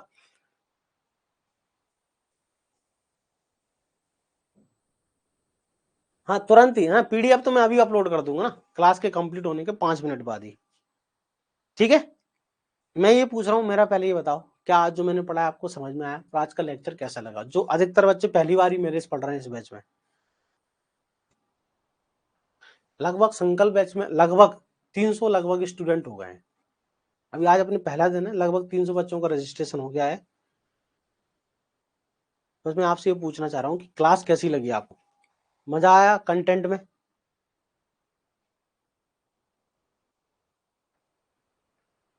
सभी किसी को कोई दिक्कत तो नहीं आई समझने में? आपको अच्छे से अच्छा कंटेंट मिलेगा और मैं आपको क्वेश्चन भी प्रैक्टिस कराता हूँ कि दुनिया ना अलग अलग चीजें भी मैं आपको बताता हूँ। एमपी की क्रॉप देखो वो अलग से पढ़ाएंगे ना, एक क्रॉप तो अलग से पढ़ाएंगे। चलिए कल हम आगे यहाँ से पढ़ेंगे। अगली क्लास जो है, अगली क्लास 11:30 बजे है ना। अगली क्लास कितनी बजे है? 11:30 बजे। ठीक है, किसकी? एक्सटेंशन की। अगली क्लास आपकी 11:30 बजे है एक्सटेंशन की। देखो एक्सटेंशन में खाली परिभाषा नहीं पढ़ाऊंगा, इस बार एक्सटेंशन बहुत अलग कुछ है। आपको मैं पहले पढ़ाऊंगा स्वतंत्रता के पहले भारत में कौन कौन से है ना योजनाएं चलाई, स्वतंत्रता के बाद एक्सटेंशन से संबंधित जो है ना वो हम सब पढ़ेंगे। इसकी रिकॉर्डेड क्लास वीडियो इतनी जल्दी, क्या लिखा आपने, कितने हैं इसके रिकॉर्डेड? तो आज पहला ही लेक्चर अब बनेंगे रिकॉर्डेड। इसके रिकॉर्डेड पहले से नहीं, हिंदी है पहले से, आज से ही है ना तैयार हो रहे हैं। अभी जो हमने मंडल पढ़े हैं सर, टॉपिक, हाँ टॉपिक वाइज टेस्ट देंगे बिल्कुल आपको। नोट्स आपको है ना, हाँ मैं तुमको देखता हूँ अफजल है ना, तुम्हारे कमेंट में पढ़ता हूँ। रिकॉर्डेड क्लास मिल जाएगी। ये सभी को फॉर्मूला याद करने की जरूरत नहीं है, बोरोलिन टर्म इनके याद करने की जरूरत नहीं है। फेल्सपार क्वार्ट्ज के 2-3 याद कर लेना, वो इंपॉर्टेंट है ना।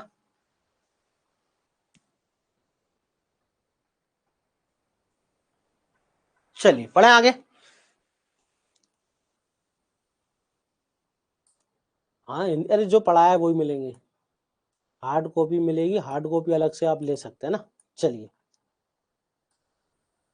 ओके, अब थोड़ा मैं रेस्ट कर लूँ, गले को थोड़ा शांति दे लेते हैं अपन, फिर अगली क्लास पढ़ेंगे, नहीं बंद हो जाएगा फिर है ना। आपका साथ देना जब तक सिलेक्शन के लिए। तो अपन अब 11:30 बजे मिलते हैं, ठीक है। Okay, topic wise test series मिलेगी, सब मिलेगा, ठीक है। ओके, तो आप सभी का बहुत बहुत धन्यवाद। आपके जो भी मित्र हैं पढ़ना चाह रहे हैं, आपके मित्र जो भी पढ़ना चाहते हैं, एक बार उनको बता देना कि भाई यहाँ से अच्छा कंटेंट बेस्ट आपको नहीं मिलेगा। एक बार क्लास भी दिखा देना उनको, लो देख लो, तो उनको प्रूफ हो जाएगा कि हाँ। नहीं क्या है, तुम, ये बाजार है, मैं सच्चाई बता दूं है ना। कोचिंग की बाजार ये तुम भी जानते हो, मैं भी जानता हूँ है ना, तुम इतने बड़े हो, सब जानते हो। और उस बाजार में से आप ग्राहक हो, आपको चुनना है, सीधी सच्चाई है।